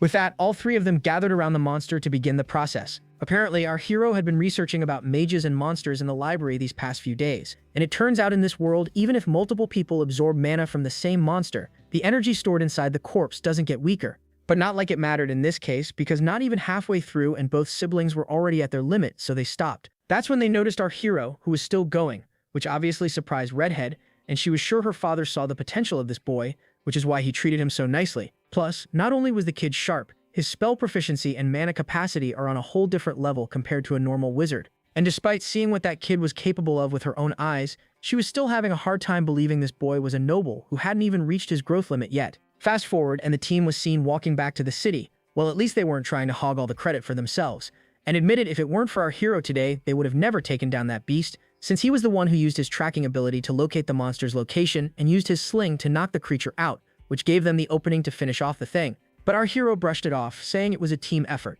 If anything, he blamed himself for not noticing that creature had set up an ambush for them. Turns out that monster also had a search ability like him, which it used to ambush them with those rocks, and surprisingly, neither of the two noticed it until now. So our hero decided to enlighten the two with some wisdom, and according to what he learned so far, the monster's external traits indicate their different abilities, just like the monkey they took out, which had massive hands and bigger eyes compared to a normal animal, which allowed it to throw things with great force while simultaneously giving it the ability to see much farther or even see through the forest, something it used to hunt for its prey. All that explanation surprised both of them, since even they didn't know anything about that stuff, and asked how did he manage to figure out so much about that creature in such a short time. Our hero just answered saying he read through a monster encyclopedia at the library earlier. Well, turns out these guys are so busy loafing around that they never even bothered to step foot in that place. Well, Redhead did, but only once, which was ages ago. Back then she was curious, so she paid the tower a visit. But the books there were just too complicated for her tiny brain, so she left without even reading half a volume. And our innocent little hero just smiled at that and suggested next time she asked the librarian for some easier books that were easier to understand. Well, apparently that suggestion surprised the girl a little, so she asked what he was talking about, and here comes the shocker. Turns out they don't have any librarians working inside that tower. The story cuts a few minutes ahead, outside the massive structure, and inside, our hero was seen meeting up with the little girl who rushed over in excitement the moment she saw him walking in. Seeing her face, our boy couldn't help but let out a small chuckle, since he had been blind all this time and didn't even notice when this girl so casually called him by his real name, which itself screams suspicious, since in this city no one, no matter their status, would ever dare to call a noble by their name. And besides, her looks alone didn't exactly scream librarian. So to start things off, he asked the girl how did she knew what his name was, since as far as he could remember he never told her. That question somewhat surprised the girl at first, but then she also realized the kid caught on to her true identity, so she asked if he had finally realized she wasn't a normal girl. Yup, that answered our boy's suspicions about her. As for the girl, the way she found out his name was through the permit he was carrying with him, and no, she didn't take a peek when he wasn't looking. Apparently, anything, book or any document, as long as something like that is brought anywhere near the library's premises, the knowledge within it becomes visible to her. Acting like this was the most normal thing in the world, he asked the child how she wanted him to address her. Well, she didn't really mind whatever name he gives her since she doesn't have one. But still, she preferred something cute, like, let's say, my love. Yeah, no, our boy decided to just stick with librarian. The girl, however, was getting bolder by the minute as she told the kid not to get so polite with her after using her for so many days and calling her to do this and that, since that would just make things awkward. Our boy, realizing this girl was trouble, immediately took a few steps back while asking if she was a wizard from the old empire. The answer was no. To be more precise, she was never a person to begin with. She was more like a spirit, and this part is important here since she was no ordinary spirit. According to the girl, there are two types of spirits in this world. The first kind is when a soul inhabits something living, it becomes a living spirit. But if it inhabits something neither alive nor dead, it takes the form of something like her. In other words, this library is her body, and everything he sees around him is actually her true form. As for the one he sees in front of him, it's just for comfortable communication. Basically, this form can change depending on a user's preferences, and for his preferences, I don't think I need to say anything more. Yeah, no, our hero immediately told the girl to stop making stuff up because there is no way in hell that's true. But according to the girl, that really was the case, since what he sees is like a reflection in water. Not sure why, but our boy began carefully examining the girl's body, and after staring at her stomach for a bit, he tried touching, and sure enough, his hand phased right through her, which naturally made the whole thing a whole lot awkward, since his hand going through her stomach was making her feel weird. He tried apologizing, but the damage had already been done since the girl was now annoyed as hell. Plus, this also reminded her she can't directly exert her power on an intruder, because if she could, she would have punished every last one of those bastards who carelessly took books out of her library. Curious, our hero asked if House Valtes knew about her existence, or at least if the head of that family knew she existed, since the redhead didn't know she was keeping a watch on this tower. Well, apparently he is the first person she met with who has the power and qualifications to perceive her, and the reason was her creator, who made her in a way so only those whose type is beyond a certain level could see her, which according to the clingy girl was pretty romantic. But our hero was more curious about this type she was talking about and what she meant by that. Turns out she was referring to his bloodline. Curious, he asked the girl if she could tell him more about his bloodline and how it works, but the girl refused, since that was his parents' job. But unfortunately, our boy is an orphan, so he can't exactly ask them about it. And since that was the case, she decided to help him out with this matter. But of course, he would need to give her consent before she thoroughly examines his body. Yeah, that look the girl was giving him was really starting to make him second-guess this whole thing, but it was already too late since the girl was now dead set on paying him back for moving his hand inside of her stomach just moments ago. So she struck and drove her arm into his stomach as well, and seeing her hand going through him scared our boy senseless. But then, almost immediately, he stopped, realizing what a big of an idiot he was being. As for the girl, she wasn't able to hold back her laughter. Ignoring that, she got to work and noticed his body contained a few small bits of several bloodlines, but there was a big chunk of the hunter's bloodline, which, just as Kieran had said, belonged to House Zahar. But then while looking around inside of him, she came across something unexpected. Apparently, our boy isn't a pure-blooded noble. He is a result of a union of two different powerful bloodlines, which obviously surprised him, so he asked the girl if she was sure, and the answer was a yes. So he asked about the second bloodline, but this time the child had no clue either, since it was still locked. But still, according to the child, this wasn't a rare occurrence for a person to be born with the union of two different bloodline combinations, so she suggested he give it time, because eventually that bloodline would unlock on its own when his body is strong enough. After hearing everything the girl had to say, Turin's suspicions about his mother turned out to be true. After all, she was far too polite and educated to be a commoner. That much even he could tell, meaning both his parents were descendants of noble families. And with this new information in hand, he thanked the girl for her time. But the girl wanted something in return. More specifically, she wanted him to spend another month in this city inside this library. After that day, the relationship between the two changed completely, and Turin no longer went on seeing the girl as just a librarian, and both of them got a whole lot closer after learning the truth about each other. And because of that, he learned the librarian even knew knowledge contained from the books that had been plundered from this place many years ago, knowledge that vanished over the past thousands of years.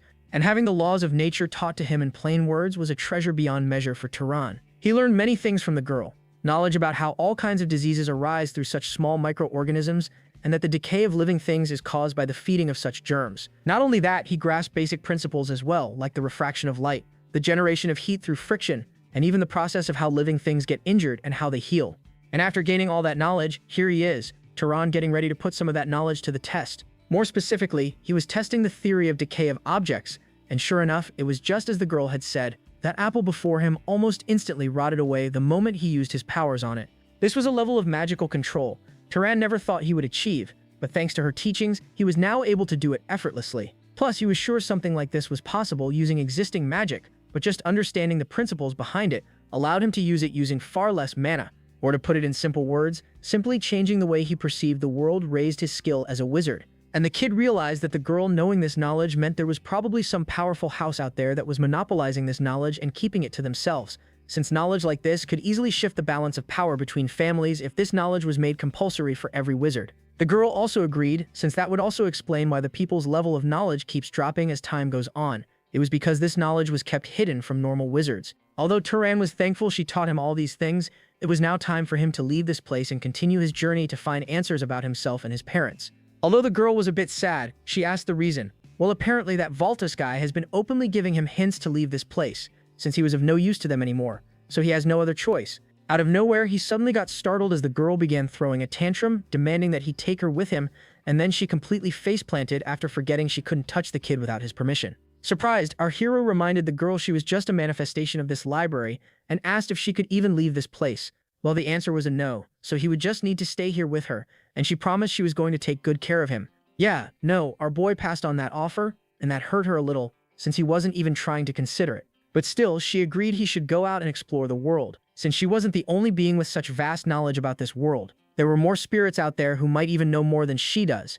Turan thanked the girl for everything she did for him and promised he would come visit her from time to time, and the girl, clearly trying to hide the fact she was sad, brushed him off and just told the kid she doesn't care. So with a smiling face, Turan assured the girl this wasn't goodbye, since there are still many books he hasn't read yet. Fast forward, and he was seen making his way out of the city, and thanks to the map he was fortunate enough to study, he knew exactly where he was heading next. His next destination was House Zahar in the Enril Desert, which was far to the east of Orem, and the reason he planned to head there next was because he was sure that place contained clues about his parents and what led his mother to choose to live the life of a normal shepherd in a small town far from everything. Cut a couple of hours, and Turan was making a small detour along the way. The reason he was not heading straight for that place was because he was in no rush. After all, if the clues he was searching for were going to disappear, they would have already vanished sometime over the last 18 years, and if they were still there, then going a little later wasn't going to make a difference. Plus, this side quest might actually pay off if he managed to get his hands on something useful, like he did in that library. Cut to the next day, and Turan suddenly heard some strange voices coming from somewhere not far from him. So he quietly sneaked his way closer to see what was going on, and found a horse that seemed to be getting ready to protect the man behind him from someone, and that someone was two individuals standing not far from the guy. As for the horse, this is no ordinary horse either, since Turan heard one of the men commenting how that pet monster was stronger than they had expected. Just then, he got a chance to take a closer look at the two individuals and saw they were not humans, but dark elves. As for the two men, they were just about ready to wrap things up, so they raised their hands, and our hero saw some kind of a sludge beginning to rise from the ground. And this here is the dark elves' necromancy, which Turan had read about in one of the books. But there was no time to waste. He knew he needed to do something. But the question was what, since there was a chance those elves were just trying to defend themselves from that man who could have attacked them first. But then he saw something that froze him for a whole second, as he spotted a human hand in the jaws of one of those elves. Turns out these two creatures are cannibals who hunt humans, which was reason enough for the kid to smash their heads in using his sling. But first he needed a plan, since he can't recklessly rush in without knowing how strong the enemy was. As for the two, they were casually devouring their lunch to replenish their strength. And is it just me, or is that skinny one a female? Man, I just noticed that chest. Next panel, boom, the male elf's head was seen bursting into chunks from a projectile that smashed straight through him. And this sudden strike stunned the female elf. As for the summons that man was controlling, all of them turned into dark liquid the moment his lifeless body fell to the ground, and this terrified the woman, since she realized she wasn't alone anymore. Thinking quickly, she called for her summons to shield her from any incoming attacks.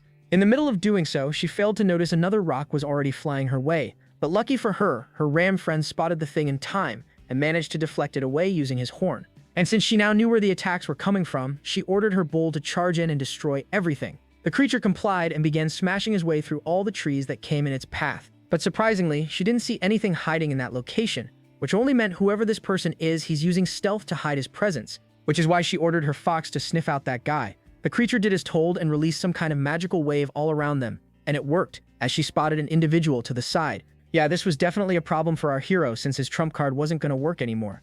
As for the girl, she shouted for the two summons to take down that man. With no other choice, Turan got ready to confront the creatures head-on and summoned a powerful fireball in his hands, and just as the creatures got in range, bam, he released that fire towards the two. Although he managed to get the fox with that attack, the bull was far tougher, and it kept charging in at full force, forcing our hero to dodge its initial attack, and seeing how fast the creature was, he was glad he managed to take down one of them, since dealing with two simultaneously would have been a nightmare. That's when he felt something on his leg, and when turning around he saw the supposedly defeated fox monster right behind him, and the creature had managed to injure his leg, compromising his mobility. Reacting quickly, he kicked the thing off him before it could deal any more damage to his leg, and quickly turned to the bull, but by then it was already too late, since the creature was right next to his face, resulting in the thing crashing right into his stomach with full force, and he went flying back and crashed into a tree, and that hit proved deadly, since the kid immediately began coughing out blood. With him finally down, the two monsters started moving in to finish the job. As for the female elf, she was mocking the kid,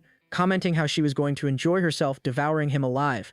Next panel, boom, a hoof rammed her right on her face and she went down, followed by relentless kicks from the muscular beast that proceeded to crush her under its weight. Terrified, she shouted for her summons to forget about the kid and save her instead. The things complied and turned towards the horse instead, and easily managed to overpower the creature. By then, the woman was at her limit. Not only did this kid take out her partner, he even had the nerve to humiliate her in such a way, and she was ready to tear him apart. That was until she heard the sound of something flying at incredible speed through the grass, and that was the last thing she saw before meeting the same fate as her partner. With that, the forest fell completely silent, with only our hero standing as the last one left. As for the summons, they also began dissolving, signaling that the fight was now over.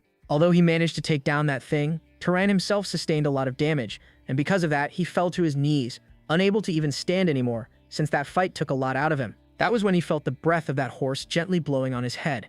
Looking up, he found the creature standing before him, who seemed concerned about his condition. So our hero thanked the creature for its assist, since if it were not for him stepping in when he did, things could have ended badly for him. The story cuts to the night, and a man was seen slowly opening his eyes, and the first thing he did after regaining consciousness was start screaming.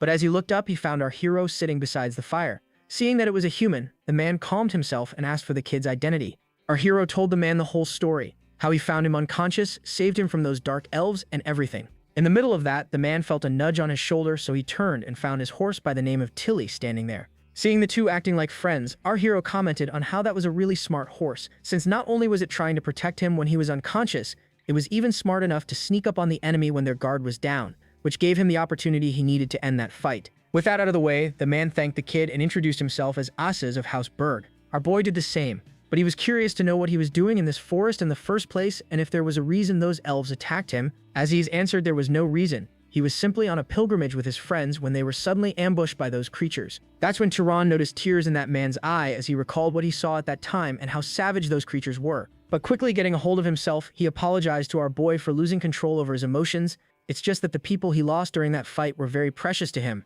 Turan asked if they were his family members. The answer was a no. Those people were the knights and servants who came on this pilgrimage with him, the people who practically raised him since he was a child. Hearing those words, Turan came to the conclusion this man wasn't like other nobles. He was genuinely a good person. But still, he knew they might not be out of the woods yet, so he asked how many of those elves he saw when they were attacked, since he only managed to take down 2. Well, that meant he got all of them, because they were attacked by 2 elves alone. That was good, but just to double check, Turan activated his search ability and began scanning for any possible threats around the area but saw nothing, which was a good sign since they could spend the night at this spot to rest up. Out of nowhere, he saw the man bowing his head in gratitude and asked where he was headed and if he could accompany him to his home. Turan told the man he was also in the middle of a pilgrimage, which somewhat surprised the guy, since why would someone with such potential be risking his life traveling all alone, and asked which house he belongs to, but our hero refused to answer that question. Plus, according to our hero, he wasn't anything special, since the only reason he managed to take down those 2 elves was because he managed to ambush one of them, then barely fought off the other with the help of his horse. That's when out of nowhere both men begin releasing their mana to test one another's strength. And turns out the man before him was no joke either, and he was sure if he hadn't absorbed mana from those 2 elves he took down earlier, he wouldn't have been able to keep up with this man. As himself was left shocked because just the raw mana being released by that kid's body was alone rivaling those 2 elves that ambushed him, which only means this boy is a noble born from a powerful bloodline, and the fact that he's on a pilgrimage means he hasn't even reached his growth limit yet. And then again, that same question resurfaced in his mind. Why would someone with such immense talent and potential be traveling all by himself? And since he wanted answers, he asked our hero if he would be interested in joining him on his way to House Berg, since he needed someone to escort him safely back home. Plus, he wanted to repay him for saving his life. Surprised, our hero asked how he was planning on repaying him. Well, turns out the nobles from House Berg are enchanters, and are an extremely prestigious house to the north, since their bloodline allows them to craft magical tools, and he was planning on making him the finest magical tool as a thank you. Cut to the next morning, and the men were seen standing before the tombstones of the people who lost their lives at the hands of those elves. While doing so, Aziz turned to our hero and thanked him, And when asked the reason, the man reminded him how he never mocked him for being a noble who cried at the sacrifices of his subordinates, since that was kind of pathetic of him. But our hero had no clue what he was talking about and asked why he would think that. Well, from what his father taught him, those who die in a righteous battle go to heaven, so there was no point in grieving for them. A true noble moves forward and honors their sacrifice. But to him, if not grieving over a family member's death is strength, then he was afraid he won't ever become truly strong. But our hero thought otherwise, since shedding tears for loved ones wasn't a sign of weakness but kindness. Before starting their journey, Aziz suggested they drop this formal talk and speak more comfortably, since they are practically the same age, and our hero didn't have any problem with that. So the kid extended his hand to seal their new friendship, and since this was our hero's first time someone actually calling him a friend, he paused for a moment but he wasn't saying no, so he shook his hand. After a while, both of them were seen stopping to get some rest. That's when Aziz showed our hero a strange-looking box. So of course, he asked what the thing was. Well, turns out it was a magical cooling box which uses magic to keep the temperature inside of the thing cold. But since our hero had no clue why would anyone need something like that, the kid explained to him how they can preserve items inside of that box for longer periods of time by keeping them cool. That wasn't the only thing Aziz was carrying with him. Apparently, he also had a teapot, I think. Not sure, along with a bunch of other stuff, the last one being some kind of an alarm that goes off if something comes within a certain range. Even his clothes were special, since these things had a self-cleaning function. Our boy was genuinely impressed with the stuff he just showed him, and he was sure just the clothes he was wearing were worth saving his life. But according to Aziz, that wasn't the case. His life was worth far more than just a piece of cloth, and he was planning on repaying him with something far better as soon as they reached House Berg. Plus, he's been really interested about the kid. Apparently, by now a lot of time had passed since both of them had been traveling together, and on their way they came across many kinds of dangers, and he's seen Tehran use so many different kinds of magic that he lost count. And just for reference, a few of those were animal control, freezing, levitation, liquid manipulation, enhancement, luminescence, restraint, instant death, terrain transformation, lightning strike, and many more. After listing all of them, Aziz asked if our hero spent his entire life practicing magic for him to be so skilled in so many types, or perhaps it was a bloodline ability he didn't know of that lets him master any type of magic. Yeah, the kid had no clue how to tell him that everything he saw him do was stuff a talking library taught him. So he just ended up reminding the kid of their deal that they won't pry into which family he comes from. Aziz apologized and changed topics to his age since he was still curious how long it took him to learn all that stuff, and was left speechless when he heard the kid before him wasn't even 18 yet. And get ready for your jaw to drop as well, because the man before him is 43. Although it was surprising how powerful the kid was for his age, he commented something about not believing he would get to meet with another genius like him in a forest who was traveling all by himself. Surprised, the kid asked about the second genius. Well, apparently when it comes to magical control and the types of magic he can use, he is slightly superior to that person, but they do have an edge when it comes to an overpowered bloodline. Plus, it is a she he is talking about, who is around the same age as our boy and is his cousin. Hearing she was from the same family as Aziz, our hero asked if he could ask her to make him some magical tools, but the answer was a no. The reason being she's from the main house, and when asked what this main house was, Aziz informed the kid that the girl is actually one of the princesses of Arabian who might actually be in line to become the head of a great house one day. But the thing is, despite being born a princess, a person's position as the head was not guaranteed, since unlike ordinary wizard houses, the heads of great houses do not easily pass their positions to their own children. The reason being, a great house consists of dozens of relatives in the same generation, and naturally, at least one of them is stronger than the head's own child. But Mesa is a different story. Not only is she the direct descendant of the head, that girl was also born with the greatest talent of their house, so much so that after awakening her magic power, she mastered all manner of combat magic in just 10 short years, resulting in her receiving full support of her house. And now, at just 21, she's almost on the same level as the core members of the house. Not just that, but when their last eldest granduncle passed away, she was the one who devoured most of his magical power, but of course they received portions as well. Damn, I don't know how that works, but that kinda sounded messed up. Just then, he heard the kid pointing into the distance, telling our hero they were almost there.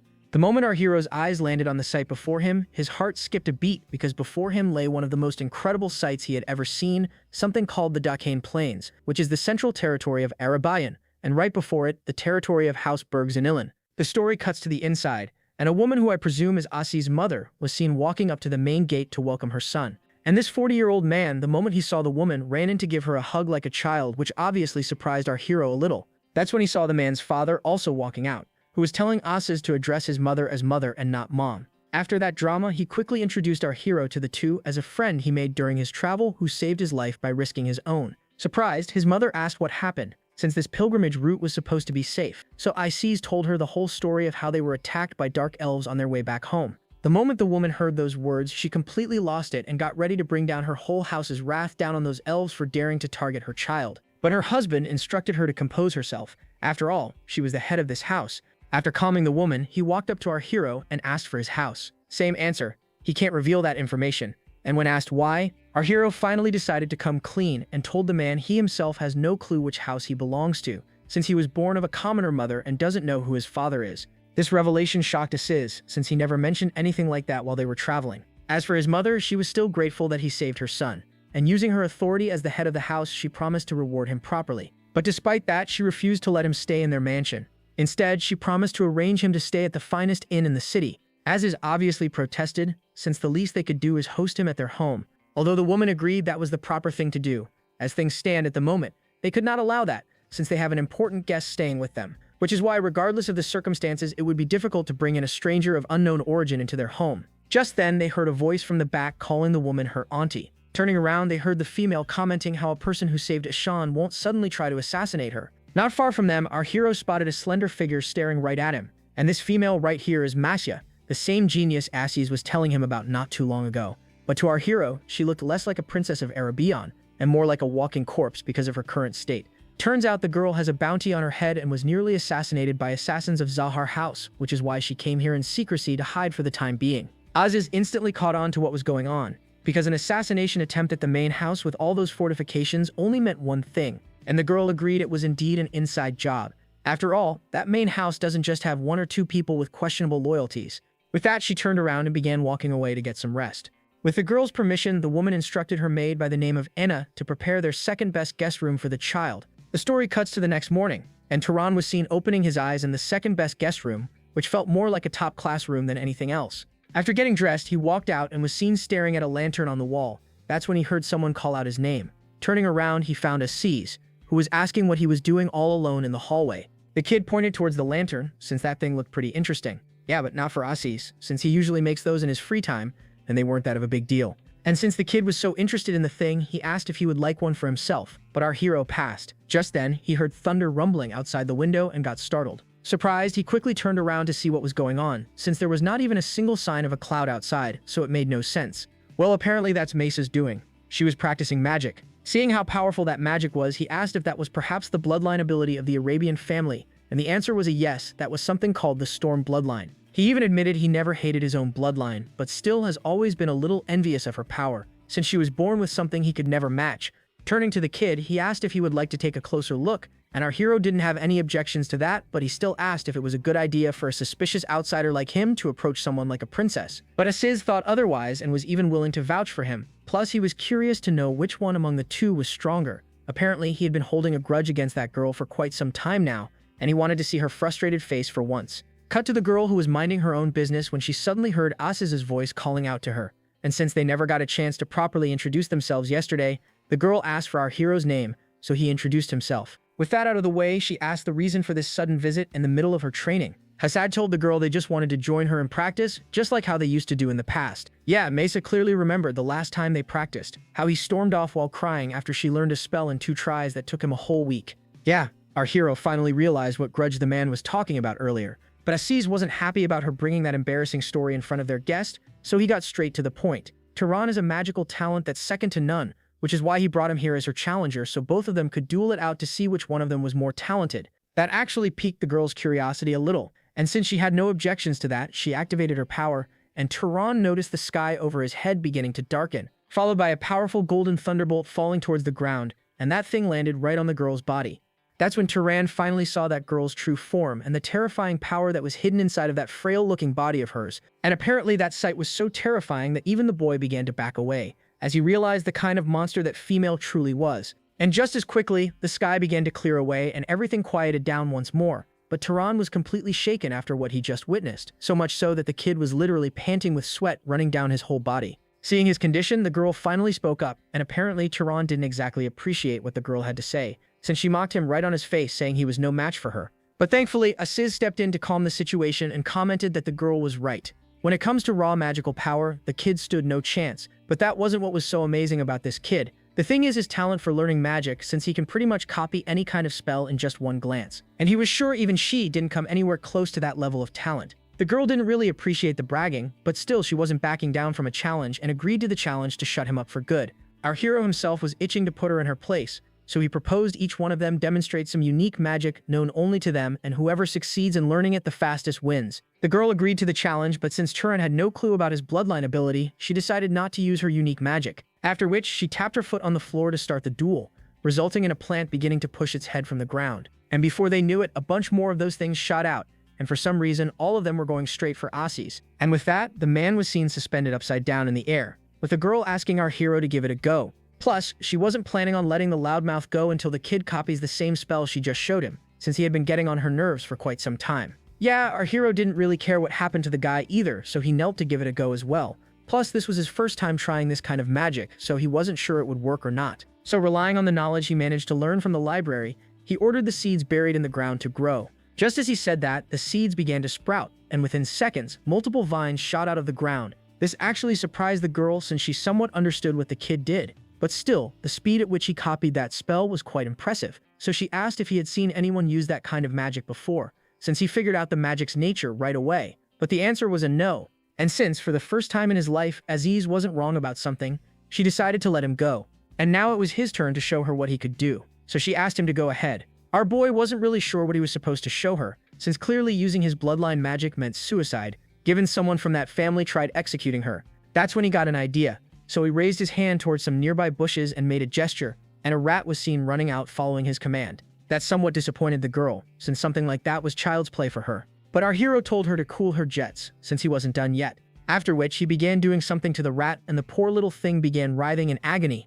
And then poof, the thing went limp as its body began to decompose. That caught the girl by surprise, since this was her first time seeing someone use that kind of magic. As for our hero, he showed her the thing, saying it was her turn next. Yeah, that was indeed interesting, so she got ready to give it a go as well. Same thing, she made a gesture towards the bushes, resulting in a rat running out towards her. She grabbed the thing, lifted it up, and began copying what the kid did moments ago. But for some reason, nothing happened. Turns out she had no clue what the kid did to his rat for it to start rotting away like that, because this is no simple magic. Aziz himself wanted to know what kind of magic that was, since that was creepy as hell. Seeing how neither of them knew anything about the magic he used made our hero fall into thought, since these guys were supposed to be one of the most prestigious families, yet they don't possess this secret knowledge.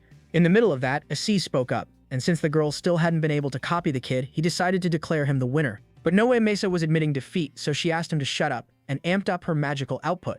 Turns out she also understood causality, and everything Chiron taught our boy how magic works better when you understand what you are trying to do. First, you need to know if what you're doing is something that can naturally happen or not. Second, you need to clearly understand what is causing that effect. And third, you need to use the right amount of mana for it. Out of all of these, understanding the cause is the most important part. It decides both how likely your magic is to work and how much mana it will cost. If you don't understand it properly, there is still a way to make it work. You can just pour in a huge amount of mana and force it to happen, but that wastes a lot of energy. And then it finally happened. The thing began screaming as her magic began eating away at its flesh.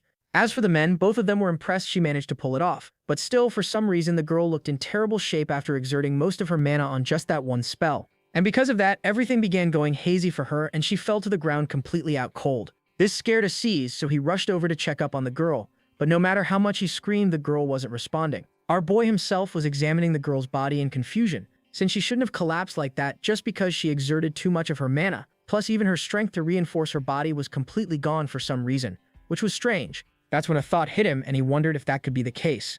But since there was no time to lose, he asked Aziz if they have any healers around here, but the answer was a no, so he suggested he prepare water and salt and bring it to her room and inform the adults of what transpired here. Fast forward a couple of hours, and the girl was seen slowly opening her eyes, and the first thing she saw was the worried face of Aziz's mother, who was relieved seeing that she was finally opening her eyes. Getting up, she asked what happened and where she was. The woman told her the whole thing, how she collapsed during training with their guest. To that, the girl fell silent as she slowly began to recall the events that transpired at that time. But the woman was still worried, so she asked if that man did anything to her because for now, he was being kept in the temple under observation until this whole mess is resolved. The girl clarified none of this was his fault, it was her own mistake, and asked them to leave for now since her head was pounding from hearing so many questions. The woman apologized and told the girl about the soup she brought her. Well, apparently the reason this girl looks like Morticia Adams is because she hasn't been eating lately, which has something to do with her magic. But still, she suggested the girl take better care of her health. But since the girl refused to even answer her anymore, the woman got ready to leave. As for Mesa, she knew she was just worried about her, so she thanked the woman for everything. After she was alone, she turned to the soup, and realizing the woman was right, she decided to force herself to eat to recover some of her strength. But then, as she took one tiny sip of it, something began to happen, as her whole body began shivering in terror, followed by an image of two individuals who were begging her to save them. And that vision terrified her so much that she tossed the plate to the side, and began shivering as those memories began to resurface in her mind. The story cuts to the underground chamber where our hero was seen staring at some statue of a woman, and right beside him, a man who was instructed to keep watch on him, who was telling the kid not to even think about trying to escape from this place, since the doors and walls of this place are all solidified using magic. As for his name, this one is Haram Bird. Our hero, who had no such intentions, assured the man he completely understands, but for some reason the man kept going, and commented they are extremely firm, and then again he got right next to his face, and repeated the same thing. And that obviously scared the kid a little, since he wasn't sure if that man was threatening him or just boasting about this place. But then, just as quickly, the guy turned around and began swinging his sword.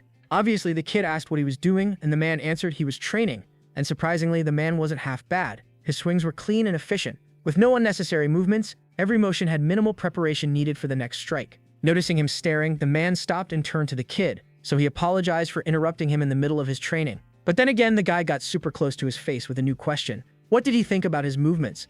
Although the kid didn't know how to respond to that question, he just told the guy they seemed cool. That answer sufficed. So he got back to his sword swinging while telling the kid how most nobles dismiss weapon arts and rely solely on long-range attacks using magic. But he, on the other hand, thinks otherwise, since a strong body is essential for combat. Our hero reminded the guy how it was more efficient to focus on magical training unless one's bloodline specializes in strength. But then again, after the kind of experiences he's been through, he agreed with the man, since in real combat, situations arise when one can't only rely on magic to face their enemy. To that, the man out of nowhere extended his blade towards the kid for him to give it a try. Surprised, he reminded the guy he was supposed to be a suspicious person, and handing a weapon to someone like that did not seem like a good idea. But the man assured the kid even with that weapon, he won't be able to do anything. After all, what makes it a sword is the body of the wielder, and with his current weak body, he won't even be able to make a scratch on him. Yeah, the kid knew the guy wasn't wrong, so he took the blade. After which he got into his stance and began pouring his mana into the blade like any normal mage would do to give themselves an edge. But for some reason, the man didn't like that, so he shouted for him not to do that. I bet the kid was a bit scared after getting screamed at like that out of nowhere, so he stopped and decided to just do as the man was saying. So it began. The guy started circling around him, fixing his stance and explaining to him how to maximize his defense using his sword from any incoming attacks. By then, the kid was beginning to second-guess this whole thing, but he had already taken the sword, so there was no going back for him anymore. And since that was the case, the only thing to do to not get yelled at was to do everything he could to not make the guy mad and follow his instructions carefully. As for the guy himself, he was not expecting this scrawny kid's body to hold this much talent for swordsmanship. So he began explaining to him why physical training is crucial for a wizard. It's simply because they rely too much on mana to enhance their physical abilities, and because of that, their body never reaches its full potential. In the middle of all that, Turan heard the door to the place opening, so he turned around and found Asiz's mother walking in. And the reason she personally came to fetch him was because she wanted to apologize for doing something unforgivable to him. But our hero told the woman there was no need to apologize, because at the end of the day, the only thing that matters is that the young lady is unharmed. Plus, he should be the one apologizing, since as a guest, the way he acted earlier was not appropriate. That's when he heard the woman informing him that Mesa wanted to apologize to him personally and asked if he had a moment to spare. Cut to the girl who was apologizing to the kid that he had been trapped in that temple because of her. But then again, our hero didn't mind, since at that moment doing that was necessary given someone was already trying to assassinate her. Plus, he was just glad she wasn't seriously hurt. The girl changed topics to that incident and what that magic was that he used on that rat, and if by any chance he lied to her and used some undisclosed bloodline magic during their duel, since the mana consumption to pull it off was absurd. Turan assured the girl that wasn't the case and was sure anyone could pull it off if they knew the principle behind that magic. But then again, the girl knew he won't reveal that secret, which was a problem, since that way they won't have proof that what he was saying was true and what he demonstrated wasn't some bloodline magic. Yeah, our hero just told the woman not to take that duel too seriously, since he really didn't care who won. But the problem was she is a sore loser who refused to accept that she lost, since that would be a stain on her reputation. So she proposed that both of them share one secret magic with each other. He teaches her that rot magic, and she would teach him one of her family's secret spells. Knowing the girl won't drop this topic until she gets what she wants, our hero reluctantly agreed. After a bit, they were inside of her room, with our boy teaching her the lost principles of magic taught to him by the little librarian. And surprisingly, as soon as she grasped the causality and functioning of that spell, she easily managed to pull it off. And since that was the case, she reluctantly accepted her defeat and declared the kid the winner of their match. But still, she asked our hero if he could keep this a secret from Aziz and tell him their match ended in a draw. because she didn't want to see that guy getting cocky about winning. And our boy had no objections to that. With that out of the way, it was now her turn to teach him something, and whatever she had in mind involved a comb. And to our boy's surprise, the girl began brushing her hair. So apparently, she was trying to teach him the principle of static electricity, which involves rubbing two objects together. Yeah, no, our hero already knew everything about that stuff, and that surprised the girl, since this knowledge was supposed to be a secret. And now she had no clue what she was supposed to do, since she had nothing else to teach him other than that. So she asked him to give her some time to think of something to repay him accordingly. And once again, our hero didn't mind, and since both of them were on board with the idea, she suggested that until she could repay him for that knowledge, both of them trained together, but also made it clear it was just to repay her debt to him and not because she particularly needed him. Yeah, she definitely needs him, but our hero agreed to that and suggested they start their training tomorrow and meet in the garden in the evening. The story fast forwards once more, and all of them were seen sitting on the dinner table, and this was somewhat surprising for Asis, since foods like this he never even seen on his birthday, let alone to welcome a guest, and heard his mother telling him to keep his mouth shut. Yeah, our hero himself noticed something off, since for some reason this woman was trying way too hard to win him over. Ever since that incident with Mesa, that was when he heard her calling for his attention, and it was about that reward her son promised him for saving his life. And since this was the perfect time, as the whole Houseburg had gathered, she asked if he had anything specific in mind he would like to request. The answer was yes, since he had been looking for something that could aid him in defense. See, Tehran is mostly traveling all by himself, so he is always at risk of ambushes, so he wanted something that could protect him from surprise attacks. That was no problem for the woman, since she had already created similar items in the past, but the thing was, they don't have anything ready immediately. To that, IC spoke up, offering to personally fashion him something, but the answer was a no, since she doesn't want to drag their house's honor through the mud by giving the boys something not up to their standard. Just then, another man sitting on the table spoke up, offering to take on the task of making something. Surprisingly, this time she had no objections, but she was still curious to know what he had in mind. The person told the woman he was thinking of creating something that someone can carry with them easily at all times, so he was thinking of something like jewelry or a ring, with the function that draws out a guardian bloodline's defensive power. And when asked how long it would take him to create that item, the man answered 1 month. Turns out this kid is Assiz's brother by the name of Mello, who unlike Aziz is an exceptionally skilled wizard who creates such powerful items for their main house. As for his talent, he was on par with the woman herself, so receiving an item from him is like receiving something made by the head wizard of House Berg. Although our hero was grateful, he was still curious to know why she was going so far to reward him. But according to the woman, that was not the case at all. After all, he saved the life of her son, so this was the least she could do to repay him. And since it was settled, she allowed her hero to stay in their manor for 1 more month as their guest. Next day, and both of them were seen walking through the city, with Asis commenting how his mother seemed to have taken a liking to him, and the reason was his talent for magic, which doesn't fall behind Mesa herself. Yeah, that explained to our hero why she was being so generous and trying so hard to keep him from leaving. So he asked Aziz if by any chance she was planning on recruiting him into their family. The answer was yes, and according to him, this was all her strategy, which she uses to scout for talented individuals. First, she gives them generous support, then puts them in her debt, after which comes the third step of introducing them to a pretty young lady to tempt them into marrying into the family. In fact, he wasn't her first target. Many adults in their house joined in that same way. Yup, it was official now. That woman is scary as hell. But Asis assured the kid not to worry too much since she can't force him into doing anything against his will. As for the magical tool, it was already promised to him, so there was no catch there. Changing topics, he asked if he has any plans for the day. Our hero told him about his promise with Mesa, that he was going to train with her in the evening. Yup, that was perfect, since there was still quite a bit of time before evening, so he suggested both of them head out to have some fun in the meantime. But seeing him make that face, he asked if he was really planning on just sitting in a corner of the castle to train magic on a beautiful day like this. As a matter of fact, he was. But yeah, no. Asis wasn't taking no for an answer, so he began dragging him to some place where they could let loose and have fun. After a while, they were standing in a casino. Yeah, no way our boy has the kind of money to blow on something like this, so he straight up told the man he was not interested. No worries, there were still a whole lot more fun things to do in the city, and while walking around with the idiot, something caught our boy's eyes, and it was a picture of a person, and not any ordinary person. That's none other than Kiorn. Cut to another place, and 2 swords were seen clashing against each other. Turns out it was some kind of a play about a great warrior by the name of Kiorn, who fought off the bad guys and saved everyone after a hard-fought battle. The contents of that whole story wasn't shown, but Asis was pretty happy with what he just saw. Same couldn't be said about our hero, since whatever was shown in that play described Kiorn as an extremely powerful and kind-hearted wizard, and that left just one thought in our boy's head: that man's humility is unmatched. Which is why he was hoping to meet him one day, once again, to confirm this story that was being told about him with his own ears. Cut back to House Berg, where the sun was seen rising, and on the bed was our hero opening his eyes to a completely unexpected sight, and it was Haram, who for some reason had been staring at him while he was asleep. Before the kid could ask what this was about, he heard the man asking if he got a good night's rest. Not sure how to respond, the kid just answered yes.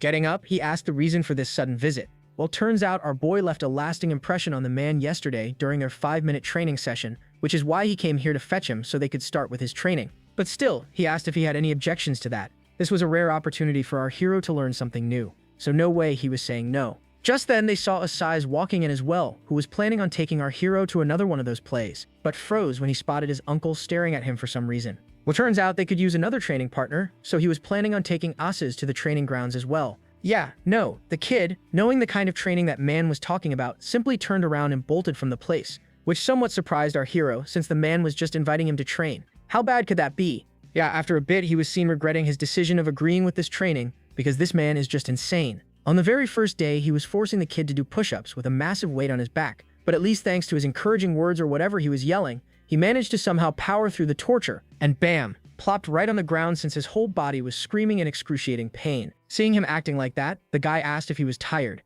and obviously the answer was a yes, and the amused man explained to the kid why this much was necessary. It was because compared to a normal human, his body was several times tougher. Plus, he told the kid a really interesting fact about wizards. So to put it in easy words, he told the kid their bodies were different from a normal human in several ways. One being the training he went through right now won't go to waste no matter how much time passes. And to prove it, he reminded the kid how a normal human, once they stop working out, their body begins to lose muscle, and they lose their strength. But that wasn't the case for them. Wizards have mana circulating through them constantly, maintaining their bodies, keeping it in optimal condition, meaning the muscle he builds won't fade even if he stops training. And with that explanation out of the way, it was time to move to the next exercise. Yeah, no, he didn't even get to rest for 1 minute, and this man was already telling him to get back up. But the guy thought otherwise. After all, they are mages, meaning their bodies recover much faster, so it was time to move to weaponry and combat training. With that, time continued with the same routine. Waking up early to head to the gravity chamber to train tirelessly with Haram to sharpen his reflexes and endurance.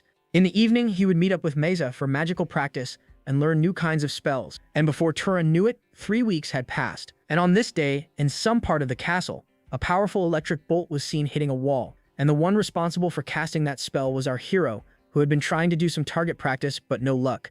This somewhat surprised Mesa as well, but judging by that grin on her face, it was clear she was enjoying herself seeing him struggle with something for once. Plus, she never had that kind of problem, since her spells almost never missed their target, so she didn't know how she was supposed to help. Just then, she heard a person's voice calling her name.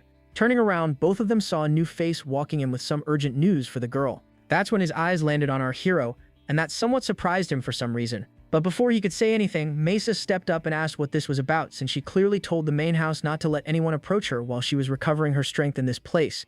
Apparently, their patriarch had summoned her, which was strange, but she did warn the man this better be important. Otherwise, he should prepare himself for punishment. Oh yeah, it was important, all right. A whole legion of dark elves had been rampaging in the south of their territory, with 3 villages already being completely decimated by their forces. Plus, they got news from a source claiming their main target might be their house. That was indeed troubling news, so the girl agreed to head back as soon as she was done with the task she needed to finish. After they were alone again, she apologized to our hero, since she needed to head out now. But she never forgot about their deal and was still planning on repaying him for teaching her that creepy corruption magic. And after taking a moment to think, she finally thought of something, but she didn't seem happy about it. But then again, a deal is a deal. So she turned to our hero and asked if he was aware that a human body has electricity flowing through it 24/7. Well, turns out no, this was the first time he was hearing of something like that. Well, that was perfect because she was about to enlighten him with a new kind of knowledge, which is also an Arabian secret teaching. But before that, she asked our hero if that would be enough to repay her debt, and the answer was yes. So she started off by telling him about the electric signals that are sent to the brain when a person sees or feels something. So she basically explained it to him in simple terms, how whatever he sees with his eyes or smells with his nose are just electric signals, which the brain is designed to understand. Not just that, the brain uses those same electrical signals to control a human body. So basically everything he sees and feels is just electricity flowing through his body to his brain. Well, it turns out our hero had no clue about anything he was hearing, since knowledge of this kind wasn't available in that library. Plus, he wasn't even sure how he was supposed to use this knowledge to his advantage. That's when he heard the girl asking what would happen to a human body if those signals are accelerated using magic. Yeah, our hero immediately caught on to what she was trying to say. Using this technique, a person could increase the speed at which they perceive and react several folds. Yep, that was exactly it. And she was impressed he caught on so fast. But she was curious how fast he would be able to learn this technique, so she asked the kid to give it a go. Our boy obeyed, closed his eyes, and began concentrating. And before long, he could feel those electrical waves flowing through his body. And with that first step done, he got ready to accelerate the rate at which that electricity was flowing through him. Just as he did that, his body began to react strangely, followed by his senses being enhanced several folds, and then he finally saw it. The world looked completely different from what he was used to seeing. Not just that, but it was like everything was moving in slow motion, and that brought a smile to his face, since it meant he succeeded. But then almost immediately, he felt a sharp pain shooting through his brain, and he began panicking as his sensory system slowly returned back to normal.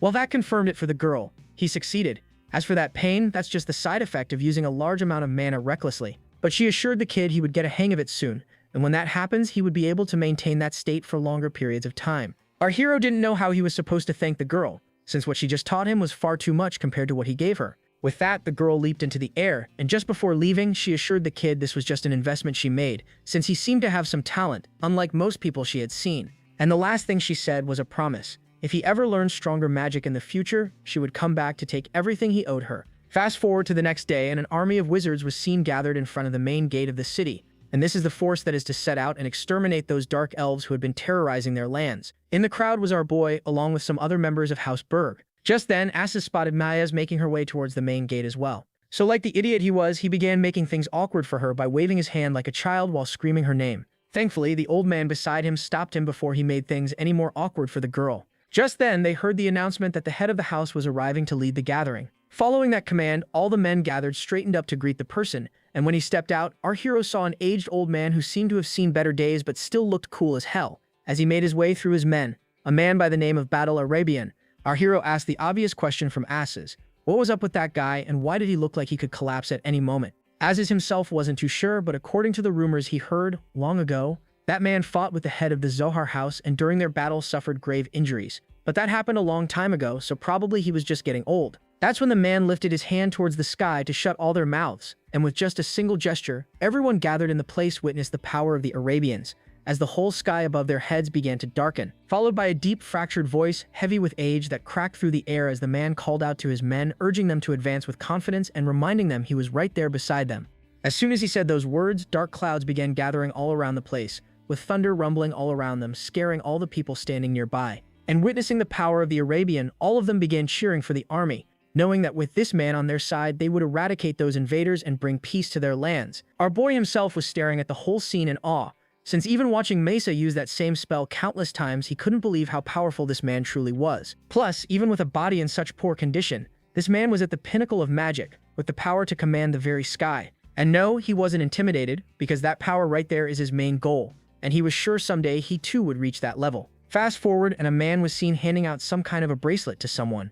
Turns out this was the magic item which was promised to our hero. As for what it does, this thing had the ability to increase his physical durability slightly even when he's just carrying it on his body, but when he channels his mana through it, that's when the real magic happens because that buff goes through the roof. But he did warn our hero of the backlash, since that thing drains mana like crazy, so he advised him not to rely too much on it and only use it when he finds himself in a pinch.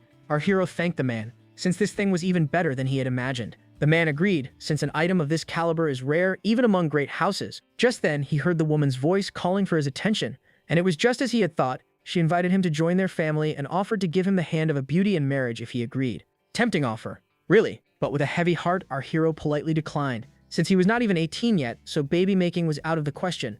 But more importantly, his journey still was not over yet, so he couldn't think about settling down until he finds what he was looking for. Yeah, the woman knew that would be his answer, since Aziz had already told her he has goals which cannot be achieved in one place, so she apologized for having to ask again. Turan thanked the woman for everything she had done for him and promised Asai's and the Berg family would be his friends forever. With that, our hero was seen walking out of the main workshop. That's when he saw Aziz and Haram waiting for him outside. Just as he was about to ask what this was about, the man tossed a dagger his way. Apparently, this was a gift for the kid, which is a magical item with enhanced durability and sharpness. Our hero was grateful for this gift, so he bowed in front of the man to thank him while acknowledging the man as his teacher. And that brought a smile on the man's face, but deciding not to show how happy he was hearing him call him teacher, he quickly turned around and with that stiff body of his began walking away. That's when Aziz threw a cloak over the kid's shoulders. Surprised, he asked what this thing was. Well, turns out that wasn't the only thing he brought for the kid. He even made these special clothes for him, which were just like the ones he was using, that have the ability to clean themselves while also capable of repairing slight tears on their own. With everything this family had done for him and how generous everyone was, Turan could only thank the man, but Aziz played it off like it was no big deal. After all, they were friends, not only because he saved his life, but because after spending time with him and seeing how talented and diligent he was, he himself felt like he needed to change, and he was grateful for that. Still, he was curious about his next destination, so he asked where he was planning on heading. Our hero answered east. Turns out he had been to that part of the land as well, to a place called Carmine, so he suggested he avoid using a ship, since the waves there are just terrible. Yeah, our hero was aware of that because beyond those waves lies Zahar's land, also known as the Emerald Desert, but he decided not to tell him that because of obvious reasons. After a while, he was seen walking through the Dakane Plains, and despite being alone again, he was pretty confident this time, thanks to all this gear. And since time was of the essence, he decided to hurry forward. And boom, he bolted from the place, literally disappearing from the spot he was standing just moments ago. As for the people nearby, by the time they turned toward the source of the sound, the kid had already covered a great distance. With that, he kept running non-stop, and before he knew it, it was the next day. That's when he finally stopped near a small village, and no, it wasn't because he was tired or anything, but because his nose caught the scent of something strange coming from nearby.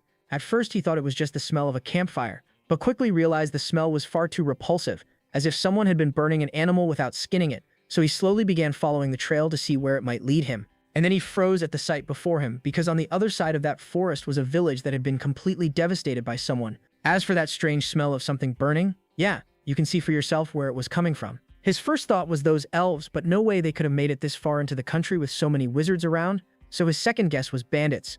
Just then, he smelled another scent coming not far from him, so he turned towards a destroyed house. Arriving inside, he found the place to be completely empty, but his nose said otherwise. Whatever it was definitely under that trapdoor in the floor. So to check, he grabbed the thing, and with one forceful tug, he pulled both doors from their hinges. As for where that smell was coming from, it was something he wasn't expecting to see in this destroyed village. Because hiding inside that basement was a child, and the moment she realized she got discovered, she began screaming in terror, fearing the same fate as the people outside. But our hero asked the child to calm down, assuring her he wasn't an enemy. And the innocent little thing actually believed him immediately. So, using the chance, Turan tried asking the girl what happened here and if she saw something when all that chaos was unfolding, and surprisingly, he heard the child saying something about a wizard who was responsible for this destruction. But before he could ask her any more details, the child suddenly collapsed on the ground. Well, thankfully, she was just tired from being locked in this place for too long, so she just lost consciousness, and since that was the case, he decided to take her to some safer place to figure out what was going on. Just as he stepped out of the house, he heard a voice shouting for him to stop. Turning around, he found himself surrounded from all sides by a bunch of individuals with weapons, and the woman with the bow and arrow demanded he drop the child and kneel, and the reason was because they mistook him for being the one who caused all this destruction and death to this whole village. Next chapter, and the woman was asking the reason for all this massacre, and if he wasn't even satisfied with this much, that he was now kidnapping a child. Just then, her friend beside her suddenly began panicking and ended up summoning a fire spear. Our hero tried explaining to the stupid people this was all a misunderstanding, but not even letting him finish. The panicking guys suddenly launched that fire attack towards our boy, resulting in the thing landing dead on our boy's body. This stupid move even made the woman furious, since that man was carrying a child. But then she saw something that had her terrified, as she spotted a hand appearing from within that smoke, and as it cleared, they found our hero standing there with not even a single scratch on his body. And it was all thanks to the bracelet he was wearing on his wrist. As for the four, they weren't able to believe their eyes that this kid somehow blocked a full-power direct fire spell using nothing but his hand. And since that was the case, the woman realized they might be in trouble because clearly they weren't anywhere near strong enough to stand up to this guy. Plus, what she just saw could only be achieved by using a bloodline ability, meaning this guy was probably a noble-class wizard. Luckily for them, instead of retaliating, our hero repeated his words once more that he wasn't the one who attacked this village. But still, next time if an attack comes his way, he warned he won't just defend himself. Yeah, just those words were enough to make the woman pause and reconsider this whole situation. Plus, with that girl in his hands, attacking him directly could prove dangerous. So she reluctantly lowered her weapon, plus she somewhat believed the kid since why would anyone cause such tragedy and then stick around just to save a child? So to ease the tension, she introduced herself as Bison. With pleasantries out of the way, she made one thing clear. He still wasn't getting off the hook so easily and asked if he had any proof to prove his innocence. Well, apparently that proof was sleeping in his arms right now, so he suggested they wait for the child to wake up since she seemed to have seen the real culprit. That part shocked the woman since no one knew who that man was and what he looks like, so they referred to him as the arsonist, and was even more surprised when she heard this was our boy's first time hearing that nickname, since that guy was a celebrity around these parts. Apparently he is a mad mage who committed this atrocity, and this village isn't his only victim. For the past few months, he's been periodically attacking isolated villages like this one, and the result is the same everywhere he shows up. And since there are never any survivors, they don't even know if it's a male or a female, so in the end, people started referring to this individual as the arsonist. Cut a bit, and the child was finally up and was describing the guy to the gang who was wearing a red cloak and had a beard. Plus, he looked like a lumberjack. Yeah, all four of them froze for a whole minute after listening to that description, after which they turned towards the kid standing behind them, who didn't come anywhere close to what the child had just described. And realizing they overreacted, all of them apologized to the kid for acting impulsively and pointing their weapons at him. For some reason, this reminded our hero of Meidan, who also came to apologize to him for his men's mistake, which was a quality of an honest and good leader. And since these guys struck him the same way, he decided to overlook it this one time. After all, they were just concerned about the child's safety back then. Changing topics, he asked if they came here looking for that arsonist guy, and the answer was a yes, but they ended up making things worse somehow. But at least not everything was a loss, since now that they have a description of that person, their friend here could easily track him down. That surprised our hero, since he didn't expect to come across a member of the Zahar family in these lands, since of course they don't have a reputation for being welcome in these parts. But Bunkin quickly clarified that wasn't the case. They were all from the Carmane family and came here from Abicha. As for the girl, she is Asha, a descendant of someone whose ancestors mixed blood with a Zahar noble, so her bloodline manifested weakly, resulting in her being really good at tracking but not so much when it comes to concealment. Well, that's enough about Asha. They had more important things to worry about, like tracking that man before he does the same thing in some other village. So she asked if our hero could lend them his strength in hunting down the arsonist. She offered to hand him the whole reward for that man's capture along with the share of his mana. All she wants is the merit for the mission. Before giving her an answer, our hero asked if she knows anything about that man's power level. All she could say was that man is a noble level mage. And the reason she was so confident about that was because some of the villages that man attacked were under the protection of several knights, and that man managed to take down all of them. Well, apparently that was exactly the thing our hero needed right now, since he was at a level that the weak demonic beasts aren't increasing his strength anymore. And since he would be getting the reward money as well, he had no reason to say no and accepted the girl's request. But first things first, he needed to make sure the child was safe and taken care of. So they visited a nearby village where he entrusted the girl to the village chief along with enough money to raise her until she's grown up. But just to be clear, he warned the man that in a few years he was going to return to check in on the child, and if he found the child wasn't well taken care of or he used that money on himself, he would personally end him. Yeah, the man completely understood and assured the kid there was no need to worry. Cut a couple of minutes, and they were back in that destroyed village where Asha was seen using her tracking ability to catch the scent of that man. After a bit, they were seen walking around the place so the girl could catch a whiff of that man's trail, and luckily, it didn't take her that long to track down that man's footprints.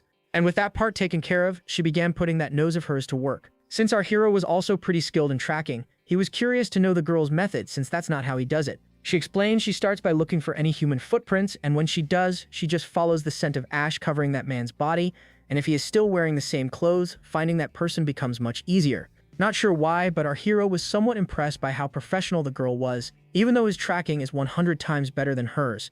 That's when he heard the girl telling the gang she managed to pick up on the trail. With that, they arrived outside of a hidden cave where that smell led them, and knowing the place could be booby-trapped, she asked our hero to take point while the rest of them would cover their backs. Following her commands, they slowly began making their way into the place. But since they didn't see anyone, she asked Aisha if she was sure. And the girl answered yes, there was definitely one person hiding inside of this place. With that, they were seen making their way deeper into the place, but still no luck. The place was completely empty. That was until the girl spotted light coming not far from them. And following the source, they found themselves standing inside a chamber where a man was seen standing in the middle. And man, I don't know what this guy is smoking, but he needs to stop because he looks like a mix of psychosis, withdrawal, organ failure, and straight-up body decay. Our hero, though, just to double-check, asked Asha if that's the guy they had been looking for, and the answer was a yes. But not to repeat the same mistake like they did with our boy, Bison stepped up and asked for the man's identity, and if he was the one responsible for burning down those villages along with the people living there. And to answer her question, the guy raised his hand and boom, an explosion covered all of them in one go, while the three weaker ones were immediately out of the fight and were tossed out of the flames like garbage. As for our boy, his bracelet came into clutch once more, and thanks to that, he managed to save Bison as well. This shocked the man since he wasn't expecting them to survive from that blast. Using the chance, Bison fired one of her ice arrows towards the guy, and the thing pierced into the man's thigh, and he immediately fell to his knees. Injured, yes, but he wasn't out of the fight just yet, so he did something using his hand. And massive hands made out of stone manifested inside the cave. This was something new to our hero since that man was clearly a flame bloodline type. So how was he able to use earth bloodline magic as well? But reacting quickly, he managed to leap out of the way and saved himself, completely forgetting about our beautiful waifu who got crushed underneath the massive hand. But there was no time to be worrying about others, so he immediately got into position, spun his sling, realizing this could end badly. The guy raised his hand once more to attack. But by then it was already too late and the guy's whole arm was seen flying through the air as red liquid bursted out of his shoulder. But the kid wasn't done. He moved in closer to get in range, snapped his fingers to create electricity in his hand, and blasted the fool with a full power shock, prompting the already half-dead man to writhe in agony. And just as quickly he began losing consciousness. As soon as the man was down, his stone hands also began to break away. Looking ahead, the girl saw our hero standing over the unconscious body of the guy. But just to be on the safe side, she asked if that man was breathing, and the answer was a yes, plus he reminded the girl she should be more worried about her friends and suggested she go and check up on them instead. With her gone, he brought out some seeds from his pocket and tossed the things next to the unconscious man, resulting in those vines appearing and wrapping tightly all around the man. But knowing the man was dangerous, he covered his eyes with a cloth as well to block off his vision. With him fully restrained, he poked at the guy's head, telling him to wake up. As soon as he regained consciousness, the first thing the man did was open his mouth to chant a spell to break himself free. But our hero was one step ahead of him, so he pressed his blade against his throat, warning the man that if he sensed even a trace of mana being released from his body, he won't hesitate in ending him. With that, all of them gathered around the man to start the questioning and asked if he was the arsonist or not, but the man refused to say anything and kept quiet, and that earned him a stab in his other leg.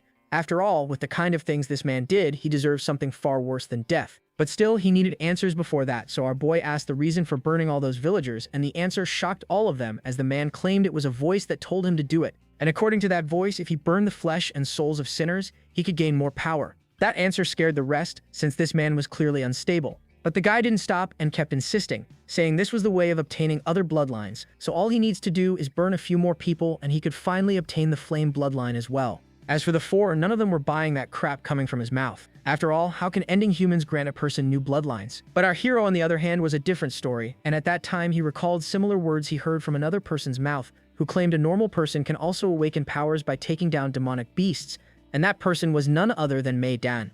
And after seeing the man fight, it further confirmed for our hero what this man was saying wasn't just delusions of a madman. And at that moment, he thought to himself that perhaps he finally understood the secret of this world and these powers. Next chapter, and a slash was seen across the guy's throat. And just like that, his motionless body fell to the ground right in front of all the stunned knights. Apparently, one of them had a weak stomach and he wasn't able to bear the sight, so he almost puked.